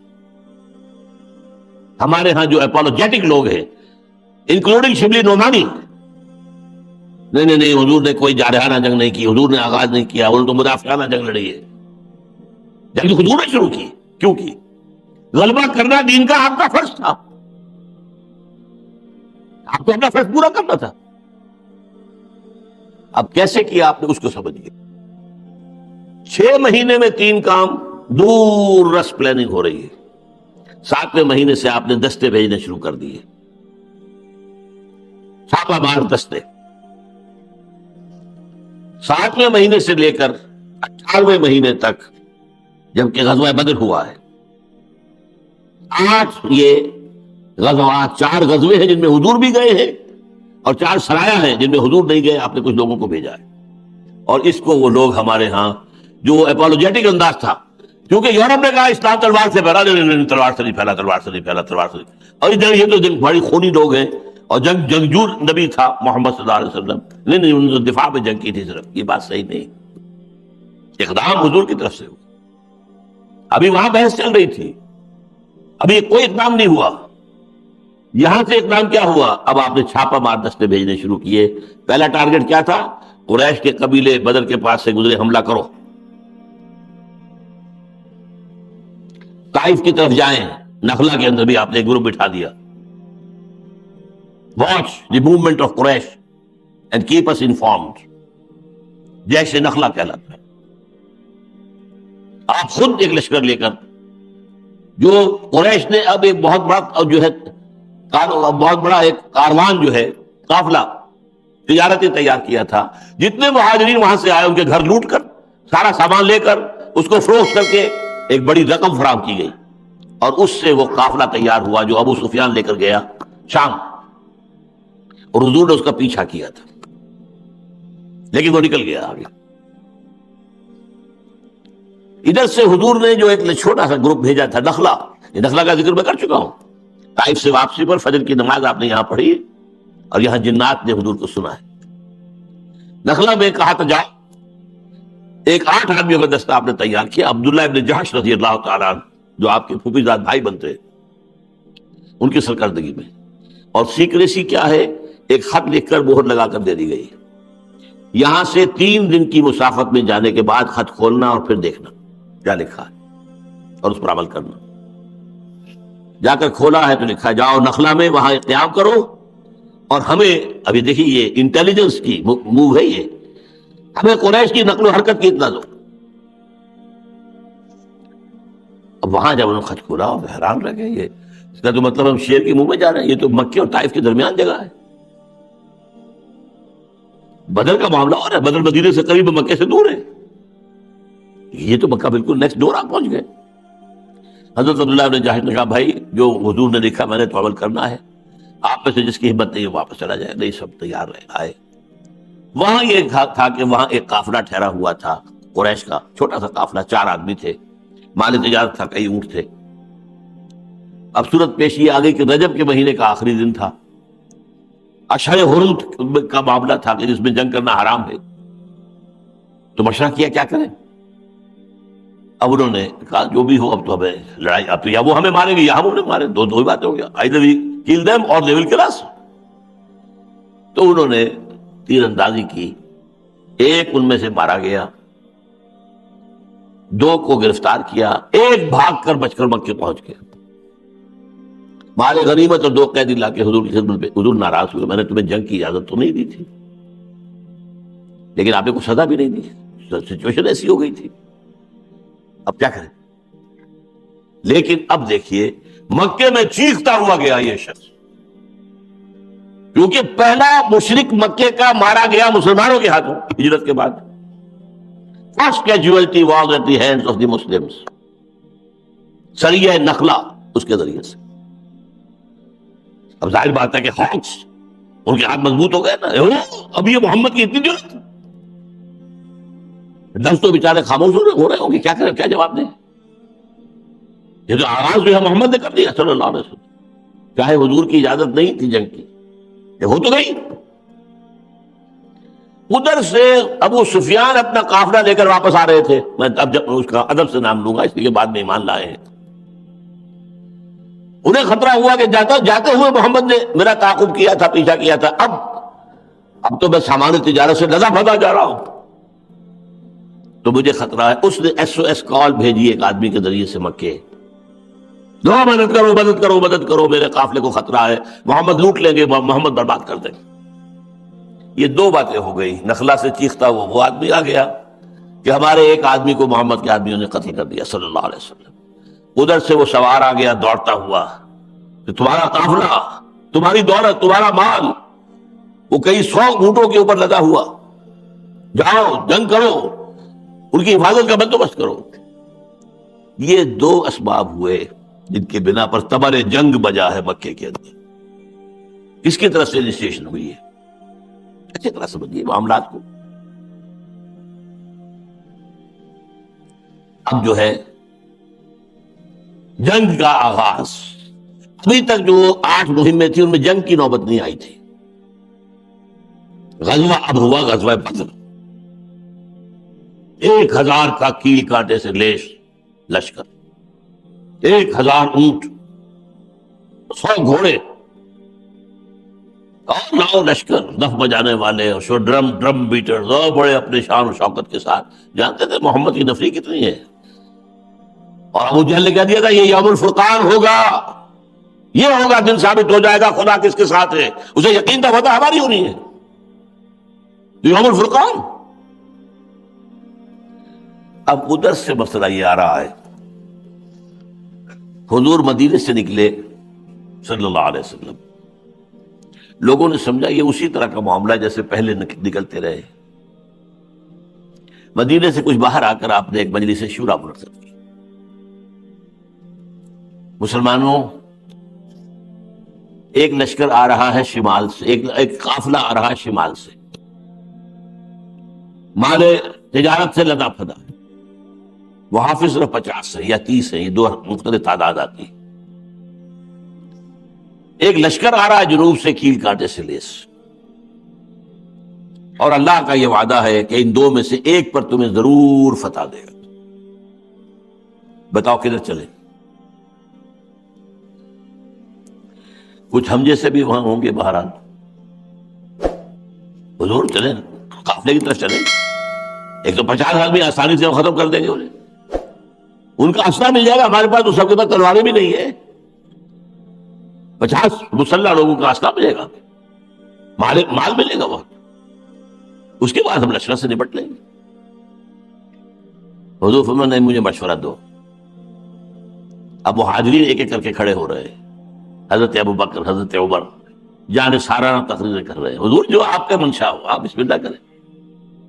مقداد ابن الاسود نے کھڑے ہو کر کہا رضی اللہ تعالی عنہ، حضور آپ ہمیں موسیٰ کے ساتھی نہ سمجھیے جنہوں نے کہہ دیا تھا فَذْهَبْ أَنْتَ وَرَبُّكَ فَقَاتِلَا إِنَّا هَاهُنَا قَاعِدُونَ. جاؤ موسیٰ تم اور تمہارا رب تم لڑو، ہم نہیں جائیں گے. پہلے دشمن کو وہاں سے نکال دو پھر جائیں گے. ہم وہ نہیں ہیں، ہم محمد کے ساتھ ہیں. محمد رسول اللہ والذین معہ اشداء علی الکفار رحماء بینہم. یہ محمد کے ساتھی. اچھا حضور پھر بھی کہتے ہیں مشیرونی، مجھے ایک مشورہ دو، مجھے مشورہ دو. اب حضرت سعد کو خیال آیا، وہ انصار کے رئیس تھے، کہ ہو نہ ہو یہ ہماری طرف روئے سخن ہے حضور کا. اس لیے کہ بیعت عقبہ ثانیہ پر طے ہوا تھا اگر مدینے پر حملہ کیا انہوں نے تو ہم آپ کی حفاظت ایسے ہی کریں گے جیسے کہ اپنے آل اولاد کی کرتے. ابھی وہ تو مدینے پر حملہ آور ہوئے نہیں ہے. یہ تو جدید اصطلاح میں ہم کہیں گے کہ محمد پری ایمپٹ کر رہے ہیں، تو گویا کہ وہ معاہدہ کور نہیں کر رہا. The انصار اور مدینہ are not bound by that act کہ وہ ضرور جا کر ساتھ دیں. اور اب ادھر مسئلہ کیا کہ 1000 حضور کو تو اللہ نے بتا دیا نا 1000 کا لشکر آ رہا ہے. اور یہ جو جمع ہوئے تھے 313 ان میں سے 85 تھے مہاجرین، باقی جو تھے زیادہ وہ 150 سے زیادہ جو ہیں 150 لگ بھگ جو ہیں یا اس سے کچھ کم، یہ تو تھے 200 سے اوپر کے، یہ تو تھے انصار. تو حضرت عبادہ کھڑے ہوئے، کانک تانینا یا رسول اللہ، اے اللہ کے رسول معلوم ہو رہا ہے آپ کا روح سخن ہماری جانب ہے. یہ جو آپ بار بار کہتے ہیں مجھے مشورہ دو مشورہ دو مشورہ دو، غالباً اس سے مراد آپ ہم سے چاہ رہے ہیں. اب یہ جو بات کہی ہے یہ ہے وہ ایمان کا نچوڑ. فَإِنَّا آمَنَّا بِكَ وَصَدَّقْنَاكَ، تو اے رسول اللہ آپ پر ایمان لا چکے ہیں، ہم نے آپ کو اللہ کا رسول مانا ہے، آپ کی تصدیق کی ہے. اب ہمارے پاس کون سا آپشن ہے؟ خدا کی قسم اگر آپ بر کے غمات تک جائیں گے ہم اپنی اونٹنیوں کو دبلا کر دیں گے، پہنچ جائیں گے وہاں تک. آپ بسم اللہ تو کیجیے. یہ یمن کا آخری شہر ہے برق الغمات، اور اگر آپ سمندر کے کنارے کھڑے ہو کر اور اپنی سواری سمندر میں ڈال دیں گے ہم بھی ڈال دیں گے. حضور کا چہرہ کھل کھلا اٹھا. یہ جواب انصار کی طرف سے آنے کے بعد فرمایا چلو بدر. اب یہاں پہلے فلسفہ انقلاب کے حوالے سے اور فلسفہ سیرت کے حوالے سے ایک نقطے پر غور کر دیجئے، اس کے بعد میں واقعات کی تفصیل میں اب نہیں جاؤں گا. دیکھیے یہ آپ نے کیوں کیا تھا، یہ 8 جو ہے آپ نے مہمات کیوں بھیجی تھی؟ 2 مقصد تھے، اکنامک بلاکیڈ آف مکہ، مکے کی معاش کا دار و مدار، وہاں تو کوئی چیز پیدا تو ہوتی نہیں، بادن غیر ذی زرع، گندم باہر سے نہ آئے تو فاقے، ہر چیز تو باہر سے آتی تھی، پھل تھے کچھ طائف کے اندر، تو پھلوں سے جو ہے وہ غذا کی ضرورت تو پوری نہیں ہوتی۔ آپ نے بلاکیڈ اکنامک کیا مکے کا، اب یہ راستہ مخدوش ہے، it's not safe for you, we are very much here, اسے آپ کہیں گے اکنامک بلاکیڈ آف مکہ۔ اور پولیٹیکل آئسولیشن آف قریش، آپ جہاں کہیں گئے ان 8 مہموں کے دوران، یا آپ کا کوئی امیر قائم کیا ہوا، جس علاقے میں گئے وہاں پہ جو قبیلہ تھا اس سے اب اس کو اپنا حلیف بنا لیا، یا اگر پہلے وہ قریش کا حلیف تھا تو اس نے یہ طے کر لیا کہ تم نہ ہمارے ساتھ نہ ان کے ساتھ، نیوٹرل رہو گے۔ اب جو قبیلہ حلیف تھا قریش کا وہ نیوٹرل ہو گیا، تو جو پولیٹیکل انفلوئنس آف قریش ہے وہ ڈیمینش ہو رہا ہے،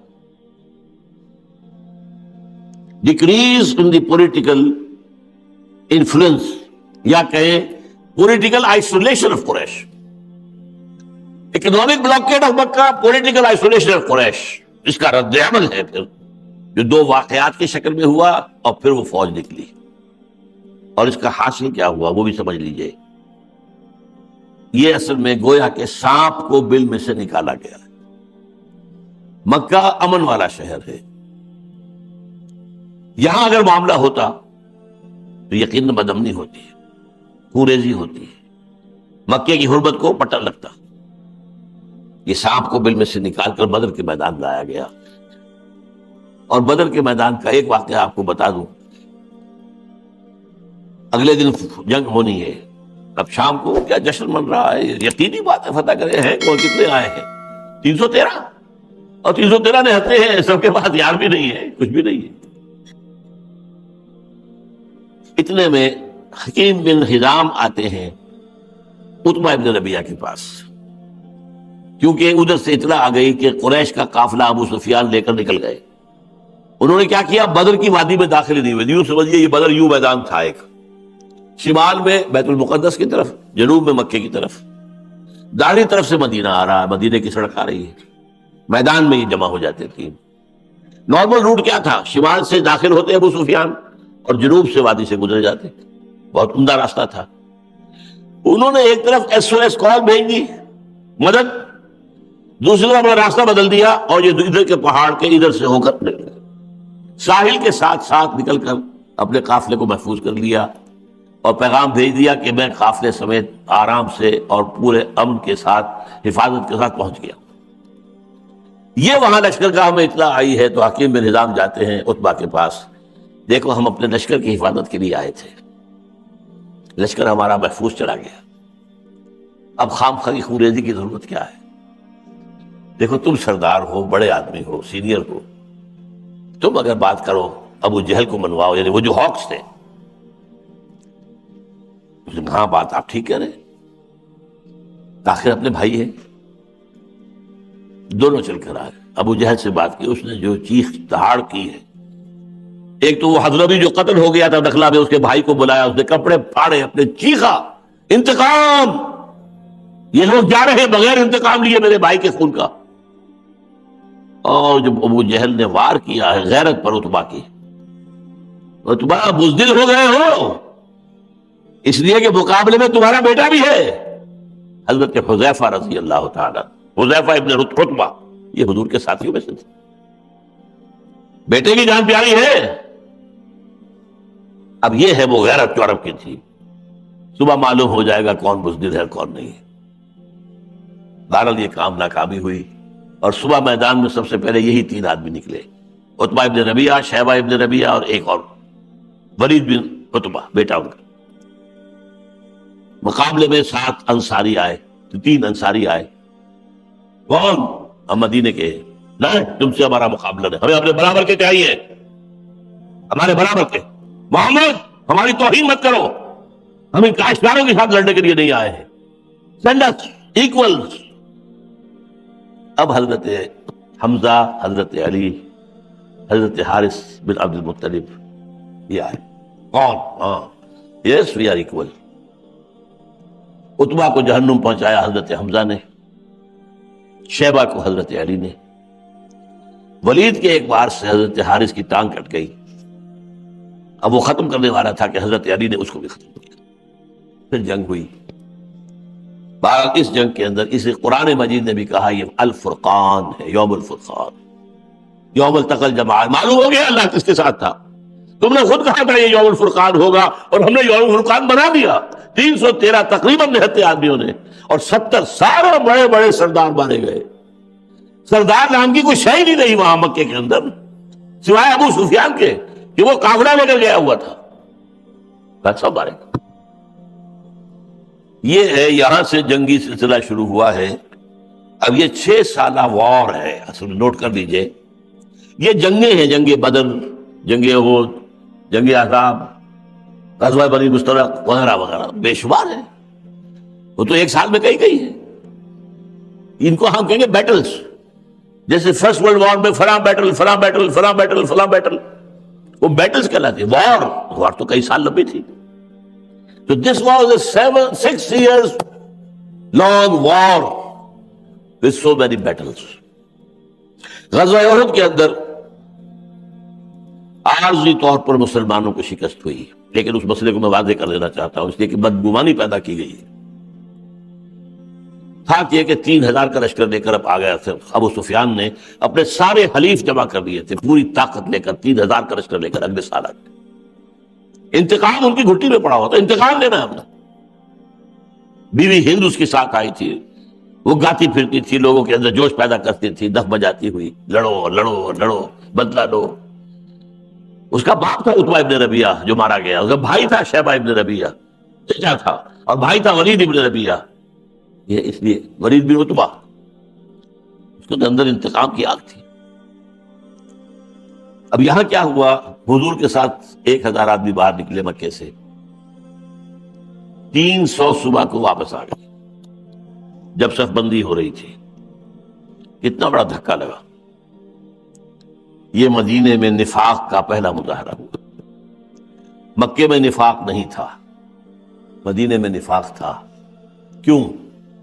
مکے والے مسلمان جو ہیں وہ سخت ترین آزمائشوں میں سے ہو کر گزرے تھے. مدینے والوں پر ابھی کوئی آزمائش آئی نہیں تھی. وہ جو کہا ہے اکبر الہ آبادی نے، تو آگ میں جل اور خاک میں رل، جب خشت بنے تب کام چلے، ان خام دلوں کے عنصر پر بنیاد نہ رکھ تعمیر نہ کر. یہ چونکہ وہاں کے لوگ تھے جو تو بھٹیوں میں سے نکل کر آئے ہوئے تھے نا، وہ وہاں نفاق کا نام نہیں تھا. مدینے میں ظاہر بات ہے قبیلہ ایمان لے آیا، پورا اوس پورا خزرج. اس طرح قبیلے کی سزا پر ایمان لانے سے دلوں میں وہ ایمان تو پیدا نہیں ہو جاتا. تھے ان میں یقیناً بہت صادق القول صادق الایمان، لیکن کچے پکے بھی تھے. ان کچے پکوں میں نفاق نے ڈیرا ڈال لیا. 12,700 رہ گئے. پہلے 1 to 3 کی ریشو تھی، وہی جو بدر میں تھی، اب وہ 1 to 4 ہو گیا. لیکن اللہ کا وعدہ تھا ہم وہی فرشتوں کی مدد جو بدر میں آئی تھی آئے گی. لہذا پہلے ہی حلے میں ان کے قدم اکھڑ گئے، بھاگ پڑے. حضور نے کیا کیا تھا کہ اس احد کا پہاڑ پیچھے ہے، ادھر جو لشکر ہے وہ آگے ہے قریش کا، پھر ادھر مدینے کی طرف لشکر مسلمانوں کا کھڑا ہے. لیکن مسلمانوں کے پیچھے ایک درہ تھا، وہ درہ پشت پر تھا. اگر کہیں سے کفار کے لشکر کا کوئی حصہ ادھر سے آ جائے تو وہ بہت خطرناک ہو جاتا. چکی کے 2 پارٹوں کے درمیان آ گئے. ادھر احد ہے، پھر یہ لشکر کفار ہے، پھر لشکر اسلام ہے، اور پیچھے وہ درہ ہے. درے سے بھی اگر حملہ ہو گیا، لہذا آپ نے 50 تیر انداز وہاں کھڑے کر دیے اور حکم دیا کہ چاہے تم ہمیں شکست ہو جائے، ہم سب قتل ہو جائیں اور ہمارا گوشت پرندے نوچ نوچ کر کھا رہے، تب بھی تم نے یہاں کو نہیں ہلنا. جب فتح ہو گئی اب یہاں اختلاف ہو گیا. لوگوں نے کہا چلو چلو چلو پیچھا کرو، انہیں پکڑو، ان کو قیدی بناؤ، ہمارے غنیمت جمع کرو. جو ان کے سردار تھے جو لوکل امیر تھے انہوں نے کہا ہرگز مت ہلو، حضور کا حکم یاد کرو۔ انہوں نے کہا کہ حضور نے تو شکست کی حالت میں بتایا تھا نا، یہاں تو فتح ہو گئی ہے۔ حکم کی خلاف ورزی کی، 35 تیر انداز چھوڑ کر چلے گئے، 15 رہ گئے۔ ادھر خالد ابن ولید بن مغیرہ بہت بڑا سردار تھا جن کے بیٹے تھے یہ خالد، ابو سفیان کے ساتھ لیفٹیننٹ جو ہے غزوہ احد میں وہ تھے، وہ بات نہیں مان لے آئے۔ خالد سیف من سیوف اللہ، ان کی عقابی نگاہ نے دیکھ لیا کہ وہ ذرا خالی ہوئی، اور جو رسالہ تھا وہ ان کے کنٹرول میں تھا۔ وہ اپنے رسالے کو لے کے دوڑتے ہوئے پہاڑ کا چکر لگا کر پیچھے سے حملہ ہوا۔ اب ان کے سان گمان بھی نہیں تھا کہ کیا ہو جائے گا۔ جو پھر قتل ہوا ہے 70 صحابہ شہید، انہی میں حضرت حمزہ اسد اللہ و اسد الرسول، انہی میں مصعب بن عمیر المقری کریم۔ کتنا صدمہ ہوا ہوگا حضور کو، وہ اندازہ کرنا چاہتے ہیں؟ جب آئی ہے چچا کی لاش، ہند نے حضرت حمزہ کا پیٹ چاک کر کے، ناک کاٹے کان کاٹے، پیٹ چاک کر کے کلیجہ چبایا، بدلہ لے رہی تھی اپنے باپ اور اپنے چچا اور اپنے بھائی کے خون کا۔ حضور کے سامنے لاش لائی گئی، وہ صبر کا پہاڑ کوہ مالا، کچھ نہیں کہا، لیکن دل پر جو بیت رہی تھی وہ مدینے میں آ کے ظاہر ہو گئی۔ مدینے میں واپس آئے تو ظاہر بات ہے کہ 70 شہید ہوئے تھے۔ گھر گھر سے رونے کی آوازیں، بین کی آوازیں۔ اس وقت تک میت پر بین کرنا جو ہے اس پر بین نہیں لگا تھا، ابھی اس کو حرام نہیں قرار دیا گیا تھا، اس کے بعد حرام کر دیا گیا، میت پر بین نہیں ہوگا۔ حضور کے کانوں میں آوازیں آئیں تو آپ کی لسان مبارک سے یہ جملہ نکل گیا، اما حمزہ تو فلا مواقع لہو، حمزہ کے لیے تو کوئی رونے والی بھی نہیں۔ مدینے میں کون ہے حمزہ کا؟ کون روئے؟ مکہ میں اگر ہوا ہوتا عبد المطلب کا بیٹا حمزہ، تو جو اس کا ماتم ہوتا وہ یاد تو نہیں ہو رہا۔ انصار نے اپنے گھروں سے جا کر خواتین کو بھیجا ہے۔ حضرت صفیہ حمزہ کی بہن، ان کے گھر باغوں میں جا کے تعزیت کی۔ میں نے اسی آپ کو بتایا تھا کہ حضرت عائشہ نے پوچھا تھا کیا احد سے بھی سخت دن آپ پر گزرا ہے، کیونکہ حضرت عائشہ بھی ان میں تھی خواتین میں، پردہ ابھی پردے کا حکم آیا نہیں تھا۔ جب خبریں مدینے پہنچی ہیں تو وہ دوڑی آئی ہیں زخمیوں کی دیکھ بھال کے لیے، خواتین انصار کی۔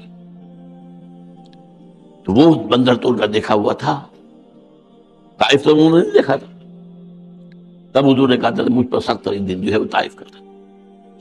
بہرحال یہ میں نے جو 6 ایئرز لانگ وار ہے اس کا نقطہ آغاز آپ کو بتا دیا، لیکن جو غلط فہمی میں دور کرنا چاہتا تھا وہ یہ کہ قرآن مجید میں بعد میں مسلمانوں سے کہا گیا دیکھو تم ہمیں الزام نہیں دے سکتے، ہماری مدد آ گئی تھی، ہم نے تمہیں فتح دے دی تھی، مگر تم نے نظم کی خلاف ورزی کی، جرم تمہارا ہے، اس لیے تمہیں سبق پڑھایا گیا ہے۔ ابھی تو تمہاری مشن کا آغاز ہو رہا ہے، ابھی تو پوری دنیا میں تمہیں اللہ کے دین کو غالب کرنا ہے، بڑے بڑے مارکے آنے ہیں، بڑی بڑی آزمائشیں آنی ہیں۔ اگر تمہارے ڈسپلن کا یہ حال ہے تو کام کیسے ہوگا؟ میں آیت آپ کو سنا رہا ہوں، وَلَقَدْ صَدَقَكُمُ اللَّهُ وَعْدَهُ، دیکھو اللہ نے تم سے اپنا وعدہ پورا کر دیا تھا، اِسْتَحُسُّونَهُمْ بِإِذْنِهِ، جبکہ تم انہیں گائے اور بوجھ کی طرح کاٹ رہے تھے، حَتَّى إِذَا فَشِلْتُمْ، یہاں تک کہ جب تم ڈھیلے پڑے، نظم ڈھیلا کر دیا، وَتَنَازَعْتُمْ فِي الْأَمْرِ، اور ڈسپلن کے معاملے میں جھگڑے، تم نے اپنے مقامی امیر کے بات کی خلاف ورزی کی، من بعد وعصیتم، اور تم نے نافرمانی کی، من بعد ما اراکم ما تحبون، اس کے بعد کہ تمہیں اللہ نے وہ شے دکھا دی تمہیں پسند ہے بہت۔ یہ پسند والی بات پہ اکثر مفسرین نے اور اکثر سیرت نگاروں نے کہہ دیا مال غنیمت کے لیے جھپٹے تھے، یہ بالکل غلط ہے۔ مال غنیمت کا معاملہ بدر میں طے ہو چکا تھا، وہاں پہلے کیا تھا عرب کے اندر، جو جس کے ہاتھ آ گیا وہ اس کا ہے، اس لیے ظاہر بات ہے کہ سب کوشش کرتے تھے میں زیادہ سمیٹوں، میں زیادہ سمیٹوں۔ بدر کے بعد قانون آ گیا کہ جو مال غنیمت ہے اس کا خمس اللہ کا ہے، اور باقی جو ہے سب میں برابر تقسیم ہو جائے گا، جو ہے لا کے جمع کرو، پول کرو، یہ نہیں ہے کہ جو کسی کے ہاتھ لگ گیا وہ اس کی ملکیت ہے، یہ قانون تو آ چکا تھا۔ لہٰذا احد میں تو اس کے لیے بھاگنے کی، دوڑنے کی، کہیں ہم محروم نہ رہ جائیں، سب لوگ مال سمیٹ کر دوسرے لے جائیں، اس کا کوئی امکان نہیں تھا۔ میں نے اس کی تعبیر کی ہے، اور عرب دلی کے ایک رسالے میں اس کی بہت تحسین ہوئی، اور ایک رسالے نے اس پر تنقید کی، یہ خامخواہ جو ہے صحابہ کرام کی طرف سے یہ جو ہے اتنی معذرت کر رہا ہے اور ان کی کمی یا کمزوری کو چھپا رہا ہے۔ میں نے کہا یہ بات نہیں ہے، اصل میں قرآن مجید میں سورہ صف میں آیا ہے اخری تحبونھا نصر من اللہ وفتح قریب، ایک اور شے جو تمہیں بہت پسند ہے وہ یہ ہے کہ اللہ کی طرف سے مدد آ جائے اور فتح قریب۔ وہ فتح کی جو محبت تھی اس کی وجہ سے ان کے اندر ڈھیل پیدا ہوئی ہے، مال غنیمت نہیں۔ مال غنیمت کا جو قانون تھا آ چکا تھا، وہ تو یہ ہے کہ جو لوگ جنگ میں شریک نہیں ہوئے ان کو بھی آپ نے اس میں سے حصہ دیا، اگر انہوں نے کوئی اور خدمت سر انجام دی ہے تو مال غنیمت کا معاملہ نہیں تھا۔ میں بعد ما اراکم ما فتح ہو گئی۔ اور دیکھیں اصل بات کیا ہے کہ بندہ مومن کے لیے فتح و شکست اس کی کوئی حیثیت نہیں ہے، اپنے فرض کی ادائیگی حیثیت ہے۔ فرض ادا کیا، جان دے دی، تو حضرت حمزہ کو ناکام تو نہیں ہوئے، حضرت مصعب بن عمیر ناکام ہو گئے، حضرت سمیہ اور حضرت یاسر کیا ناکام ہو گئے؟ نا معاذ اللہ کامیاب ہے۔ اصبروا یا آل یاسر فإن موعدکم الجنہ، یہ جو بھی شہید ہے سیدھے جنت میں گئے، انہیں میدان قیامت کے حساب کتاب سے نہیں گزرنا ہے، سیدھے جنت میں، ان کے لیے وہ مراحل دوسرے نہیں ہیں۔ ولا تقولوا لمن يقتل في سبيل الله اموات بل احياء ولكن لا تشعرون، اور ایک جگہ فرمایا بل احياء عند ربهم يرزقون، انہیں وہاں رزق مل رہا ہے۔ لہٰذا وہ بات نہیں تھی، بات یہ تھی کہ اصل میں فتح ہوتا ہے، اعصاب جو ٹینس ہوتے تھے، مقابلہ جاری ہے تو اعصاب میں ٹینشن ہوگی، جب معلوم ہو کہ ختم ہو گیا تو اعصاب ڈھیلے پڑ جائیں گے، اب ان کی ٹینشن کی ضرورت تو نہیں ہے۔ تو یہ اصل بات تھی۔ اس کے بعد کی جو کچھ جنگیں ہیں ان کا ذکر چھوڑ کر میں آ رہا ہوں اس پر کہ جو میرے نزدیک کلائمیکس ہے، اس 6 سالہ جنگ کا کلائمیکس غزوہ احزاب، 12,000 کا لشکر آ گیا، قریش، غطفان کے قبائل، شمال سے بھی جنوب سے بھی، اور مدینے کو گھیر کر محاصرہ کر دیا۔ بہت بڑا لشکر اس وقت کے حساب سے، 12,000۔ مسلمانوں میں طاقت نہیں تھی اتنی کہ مقابلہ کر سکتے، میدان میں نکل کر محصور ہو گئے۔ اس وقت جو ہے حضرت سلمان فارسی نے مشورہ دیا کہ ہمارے ہاں کی روایت یہ رہی ہے کہ جب ایسی کوئی صورت ہو جاتی تھی ہم اپنے شہر کے گرد خندق کھودتے تھے تاکہ دشمن اس کو عبور کر کے حملہ آور نہ ہو۔ حضور نے پسند کیا، تجویز اچھی ہے، کھودو خندق۔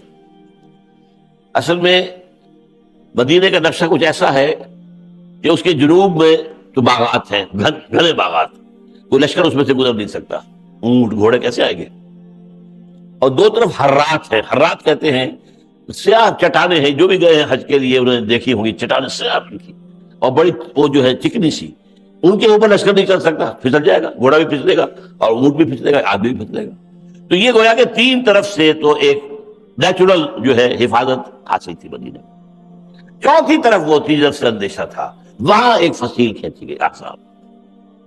اب یہ جو لشکر ہے اور یہ جو جنگ ہوئی ہے اس کا آپ اندازہ کیجئے، اس قدر جو ہے فاقے کا معاملہ تھا ہوا، اس لیے کہ اب گھراؤ ہے، باہر سے رسد نہیں آ رہی، اندر کی رسد ایک ہوتی ہے ختم ہو گئی، واسطہ طول پکڑ رہا ہے، لہذا پیٹوں پر پتھر باندھے لوگوں نے، اور جب حکم دیا گیا خندق کھودو، اس وقت جو صحابہ کرام خندق کھود رہے تھے پیٹوں پر پتھر باندھے ہوئے تھے، کمر دوہری نہ ہو جائے، پتھر باندھ کر اوپر سے کمر اپنی چادر سے کس لیا تاکہ کمر سیدھی رہے، اور اس وقت شعر پڑھ رہے تھے نحن الذین بایعوا محمدا علی الجہاد ما بقینا ابدا، ہم وہ لوگ ہیں کہ جنہوں نے محمد سے بیعت کی تھی، اب جب تک ہم نے جہاد کی بیعت کی تھی، جب تک جان میں جان ہے یہ جو جہاد جاری رہے گا، جان نکل جائے تو ٹھیک ہے، ہم سرخرو ہو گئے، ہمارا حساب ختم ہو گیا، امتحان ختم ہو گئے، جان میں جان ہے، چاہے بھوک ہے، فاقہ ہے، کمر دوری ہو رہی ہے، لیکن جاری رہے گا جہاد۔ نحن الذین بایعوا محمدا علی الجہاد ما بقینا ابدا۔ ایک بیت ہمارے ہاں ہوتی ہے پیری مریدی کی، اس میں کیا ہوتا ہے وہ کچھ اور ہی ہے، یہ لفظ بیعت مشترک ہے، کہاں وہ بیعت کہاں یہ بیعت۔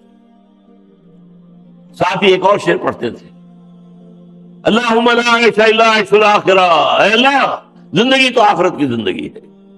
اور حضور فرماتے تھے فاغفر للانصار والمہاجرہ، اے اللہ ان انصار اور مہاجرین کی مغفرت فرما۔ اور جب بہت زیادہ پریشانی ہوئی تو کچھ صحابہ نے آ کر، جیسے خباب بن الارت نے شکایت کی تھی، 5واں سن نبوی تھا، یہ 5واں سن ہجری ہے، تو کچھ لوگوں نے آ کر کہا حضور دیکھیے اب برداشت نہیں ہو رہا، ہم نے پتھر باندھے ہوئے۔ حضور نے اپنا کرتا مبارک اٹھا کر دکھایا، 2 پتھر بندھے ہوئے۔ یہ ہے وہ مشقت ہے، یہ اتنا سخت امتحان تھا۔ قرآن مجید نے اس کا نقشہ کھینچا ہے، اذ جاؤوکم من فوقکم ومن اسفل منکم، جب تمہارے اوپر سے بھی آئے شمال کی طرف سے، اور مشرق میں نجد کا علاقہ اونچا ہے، اور جنوب سے آئے قریش، اور تمہارا حال کیا ہو گیا تھا؟ تمہارے دل بلیوں کی طرح اچھل رہے تھے، حلق میں پھنس رہے تھے۔ وَتَظُنُّونَ بِاللَّهِ ظُنُونًا، اور طرح طرح کے خیالات تمہیں آ رہے تھے۔ آخری ٹیسٹ ہو گیا، جو منافقین تھے ان کی زبان پر ان کا نفاق آ گیا۔ انہوں نے کیا کہا؟ مَا وَعَدَنَا اللَّهُ وَرَسُولُهُ إِلَّا غُرُورًا، ہمیں تو اللہ اور اس کے رسول نے دھوکہ دے کے مروا دیا۔ ہم سے کہا تھا فتح ہوگی، ہم سے کہا تھا مدد آئے گی، ہم سے کہا تھا کیسر و کسریٰ کے خزانے تمہارے قدموں میں ہوں گے، ہم سے کہا تھا کہ پورے عرب کے اندر امن قائم ہو جائے گا، اور سنا سے حضرت موت تک کوئی سفر کرے گا اسے اللہ کے سوا کسی کا خوف نہیں ہوگا۔ یہ کیا ہو رہا ہے؟ ہم تو قضائے حاجت کے لیے باہر نہیں نکل رہے۔ ان کا نفاق ظاہر ہو گئے۔ لیکن سچے ایمان والوں کا کیا تھا؟ من المؤمنین رجال صدقوا ما عاهدوا اللہ علیہ، اور انہوں نے صاف کہا ھذا ما وعدنا اللہ ورسولہ، اللہ اس کے رسول نے کوئی دھوکہ نہیں دیا، اللہ اس کے رسول نے تو وعدہ کیا تھا وَلَنَبْلُوَنَّكُمْ بِشَيْءٍ مِّنَ الْخَوْفِ وَالْجُوعِ وَنَقْصٍ مِّنَ الْأَمْوَالِ وَالْأَنفُسِ وَالثَّمَرَاتِ، یہ نہیں کیا تھا؟ آزمائیں گے ہم تمہیں بھوک سے بھی، جانوں اور مال کے نقصان سے بھی، اور فصلوں کی بربادی اور تباہی سے بھی آزمائیں گے۔ وَلَنَبْلُوَنَّكُمْ، یہ سچ ہو رہا ہے۔ فَصَدَقَ اللَّهُ وَرَسُولُهُ، بالکل سچ کہا تھا اللہ نے اس کے رسول نے۔ من المؤمنین رجال صدقوا ما عاهدوا اللہ علیہ فمنهم من قضى نحبه ومنهم من ينتظر وما بدلوا تبدیلا۔ ان اہل ایمان میں وہ جواں مرد ہیں، ہمت والے ہیں، جنہوں نے جو اللہ سے وعدہ کیا تھا کہ اللہ جان مال تن دھن سب دینے کو تیار، وہ پورا کر دیا۔ منهم من قضى نحبه، نظر گزار چکے، اپنی پیش کر چکے، ومنهم من ينتظر، باقی منتظر ہیں کب ہماری باری آئے، ہماری بھی گردن اللہ کی راہ میں کٹے اور ہم سبکدوش ہو جائیں، کندھے ہمارے ہلکے ہو جائیں کہ سر اس سری کا وزن اس کے اوپر نہ رہے۔ ومنهم من ينتظر، جیسے حضور کی دعا میں نے آپ کو سنائی پہلے کہ میں بہت چاہتا ہوں لوددت ان اقتل فی سبیل اللہ ثم احیا ثم اقتل ثم احیا ثم اقتل۔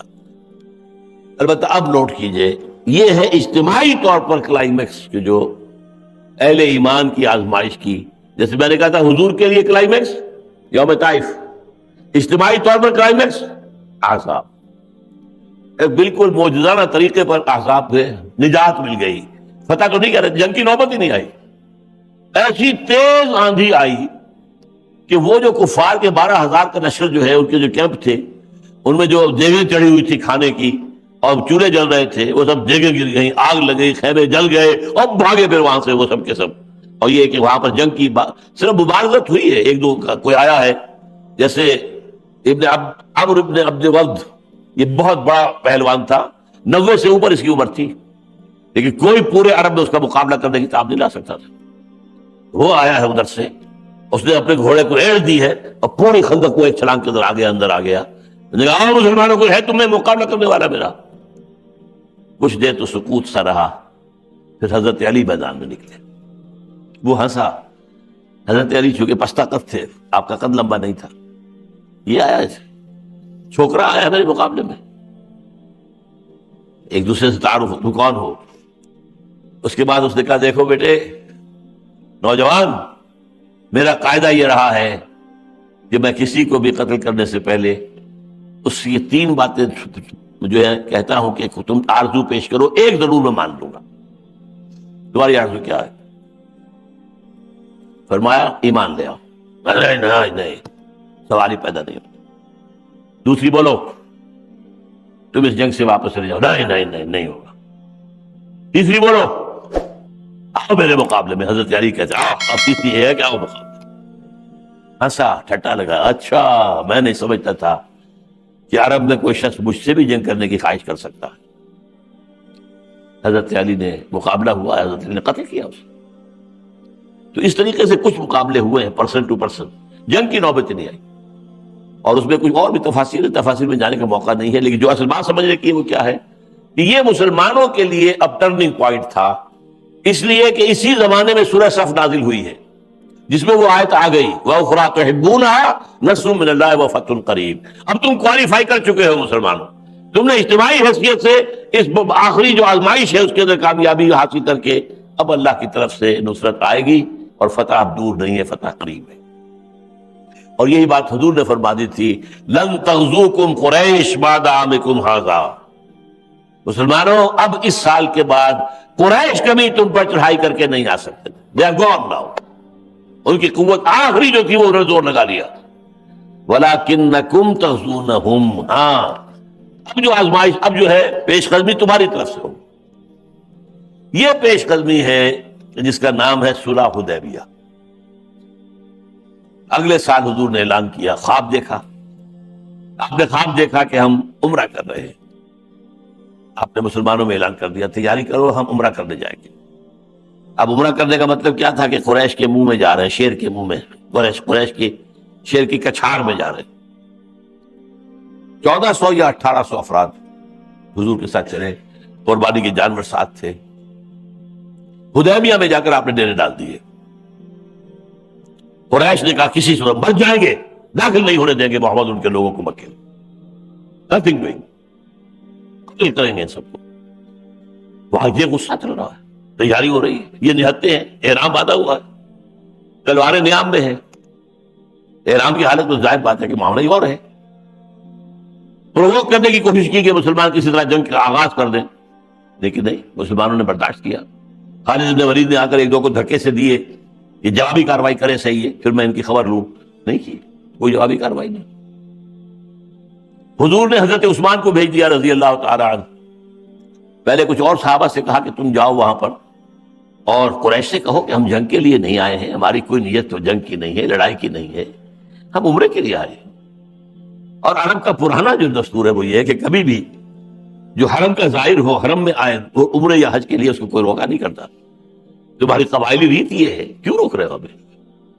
تو باہر حضرت عمر سے کہا گیا, آپ نے معذرت کر لی کہ میرا تو وہاں کوئی جاننے والا, کوئی سپورٹر ہے نہیں. حضرت عثمان کے چونکہ قبیلہ بڑا تھا بنو امیہ کے, اس کا تعلق تھا, حضور نے حضرت عثمان کو بھیج دیا. وہاں انہوں نے حضرت عثمان کو روک لیا. عثمان کرو عمرہ.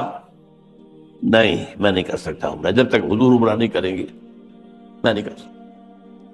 وہ جو ذرا 2-3 دن لگ گئے, عثمان نہیں آئے, تو خبر اڑ گئی کہ شاید قتل کر دیے گئے, شہید کر دیے. اب آپ نے بیعت لی ہے جس کا نام ہے یہ تاریخ کی عظیم بیعت, بیعت علی الموت. مسلمانوں ایک ایک آدمی آئے اور میرے ہاتھ پر بیعت کرے, یہاں سے پیٹھ نہیں دکھائیں گے, مر جائیں گے, بیعت علی الموت, اور عثمان کے خون کا قصاص لے کر رہیں گے. یہ ہے بیعت رضوان, جس کو کہ قرآن مجید میں سورہ فتح میں تفصیل سے ذکر ہے. لقد رضی اللہ عن المؤمنین اذ یبایعونک تحت الشجرہ. ایک درخت کے نیچے حضور بیٹھ گئے سائے میں, اور ایک ایک کر کے آئے, اور 1400 یا 1600 افراد نے بیٹھ گئے. کچھ لوگ درمیان میں کچھ کر رہے تھے, کوئی آمد و رفت کر رہے تھے. مغیرہ ابن شعبہ ایک بزرگ آدمی تھے, یہ تھے طائف کے. انہوں نے قریش سے جا کر کہا کہ کس سے تم لڑنا چاہ رہے ہو؟ میں تو دیکھ کر آیا ہوں, میں قیصر و کسریٰ کے درباروں میں آیا ہوں, ان کی عزت میں نے نہیں دیکھی جتنی محمد کے ساتھی ان کی عزت کرتے ہیں.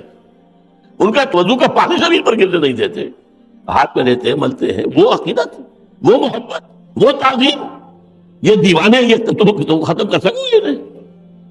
بہرحال دونوں طرف سے انہوں نے کچھ جو ہے وہ میلٹ کروائی آئس, اور پھر اچھا طے کرتے, معاہدہ کر لیتے. سہیل بن عمر میں نے کہا تھا, یہ بھی ان میں سے ایک شخص تھا جس سے حضور نے کہا تھا کہ تم اگر مجھے اپنی امان میں لے لو تو میں مکے میں داخل ہو جاؤں, طائف سے واپسی کروں. یہ سہیل بن عمر جو ہے بڑا خطیب تھا, ان کا نیگوشیٹر کے طور پر آیا. طے کیا کیا؟ یہ مسلمانوں کے لیے احانت آمیز شرائط تھی. پہلی بات یہ ہے کہ واپس چلے جاؤ، یہی احرام کھول دو، یہی قربانیاں دے دو، مکے نہیں جاؤ گے، گو بیک، لیکن اگلے سال ہم تمہیں عمرے کی اجازت دیں گے، آؤ 3 دن کے لیے ہم مکہ خالی کر دیں گے، ہم پہاڑوں پر چڑھ جائیں گے، مکے کے چاروں طرف پہاڑ ہے، تم اپنے آرام سے امن سے تم کر سکو گے عمرہ، لیکن اب واپس جانا ہے۔ نمبر 2 یہ کہ ہمارے مابین 10 سال کے لیے معاہدہ امن، ہم جنگ نہیں کریں گے ایک دوسرے کے ساتھ، اور اس میں قریش کے حلیف فلاں فلاں قبیلے ہیں اور مسلمانوں کے حلیف فلاں فلاں قبیلے ہیں۔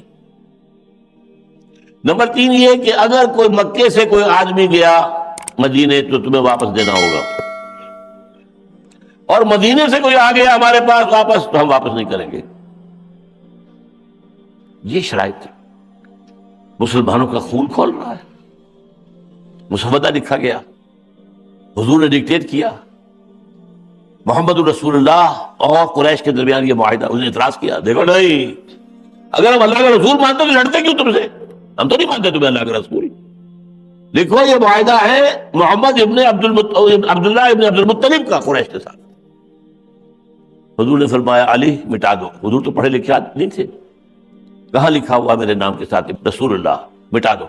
میں نے کہا حضور یہ کام میں نہیں کر سکتا، آپ کے نام کے ساتھ رسول اللہ وہ مٹا دوں؟ کہ مجھے بتاؤ کہاں ہے؟ آپ نے اپنے انگوٹھے سے مٹایا، لکھا گیا محمد ابن عبداللہ۔ اب یہ ساری چیزیں اسی دوران، اب یہ جو مسلمانوں کا خون کھول رہا تھا حضرت عمر سے ضبط نہیں ہو سکا، ذرا اونچی آواز میں گستاخی کیسے انداز میں، یا رسول اللہ کیا ہم حق پر نہیں ہیں؟ ہاں ہم حق پر ہیں۔ کیا آپ اللہ کے رسول نہیں ہیں؟ ہاں میں اللہ کے رسول۔ یہ پھر ہم کیوں کر رہے ہیں دب کر؟ آپ نے مسکرا کر کہا عمر میں وہی کر رہا ہوں جس کا مجھے اللہ نے حکم دیا۔ خاموش، اب بات ختم، نو آرگومنٹ۔ لیکن خون جو کھول رہا تھا اس کا اندازہ اس سے آپ کیجئے۔ بلکہ ایک واقعہ میں بیان کر دوں کہ ابھی دستخط ہوئے دونوں کے، اتنی دیر میں ابو جندل، اسی سہیل ابن عمر کا بیٹا، جسے اس نے وہاں وہ ایمان لایا ہوا تھا، اسے لوہے کی زنجیروں میں باندھا ہوا تھا گھر کے اندر، اسے جب معلوم ہو گیا محمد تو قریب آئے ہوئے، حدیبیہ میں چند میل کا فاصلہ ہے، جیسے تیسے انہوں نے اپنی زنجیر توڑوائی، وہ کسی کی خوشامد کی ہوگی، ماں کی ہو، کسی کی ہو، کھول دو مجھے، اللہ عالم، اور وہ اپنی انہیں بیڑیوں سے، بیڑیاں نہیں کاٹی جا سکی، بیڑیاں ہاتھ میں لیے ہوئے، بیڑیوں کی زنجیریں لے کے بھاگتے ہوئے آئے حدیبیہ، رسول اللہ قدموں میں گرے۔ سہیل نے کہا محمد معاہدہ ہو چکا ہے، واپس کرو اس کو۔ حضور نے کہا ابو جندل تم جاؤ، وہ رو رہا ہے، فریاد کر مسلمانوں مجھے پھر بھیڑیوں کے حوالے کر رہے ہو۔ حضور نے کہا بیٹے دیکھو ہم معاہدہ کر چکے، ہمارے ہاتھ بندھ چکے، معاہدہ۔ تو مسلمانوں کے دل اتنے زخمی تھے۔ اس کے بعد حضور نے کہا اٹھو اب احرام کھول دو اور قربانیاں دے دو اللہ کے راہ۔ کوئی نہیں اٹھا۔ یہ عجیب مقام ہے تاریخ کا، سیرت کا، کوئی ایک آدمی نہیں اٹھا، ابو بکر بھی نہیں اٹھے۔ میں تو حیران ہوں، جو ہمیشہ سائے کی طرح ساتھ رہا ہے، یا تو وہ یوم طائف میں نظر نہیں آ رہا ہے یا یہاں پر نظر آ رہا ہے کہ وہ بھی نہیں اٹھے، کوئی ایک آدمی بھی نہیں اٹھا۔ پھر کہا 3 دفعہ کہ کوئی نہیں اٹھا۔ السلام علیکم ناظرین، ڈاکٹر اسرار احمد کے میری بیانات سننے کے لیے آپ ہمارے چینل دعا اور دین کو سبسکرائب کریں، بیل آئکن بٹن کو پریس کر دیں تاکہ ہر نئی ویڈیو آنے والی آپ تک سب سے پہلے پہنچ سکے۔ آپ کا شکریہ۔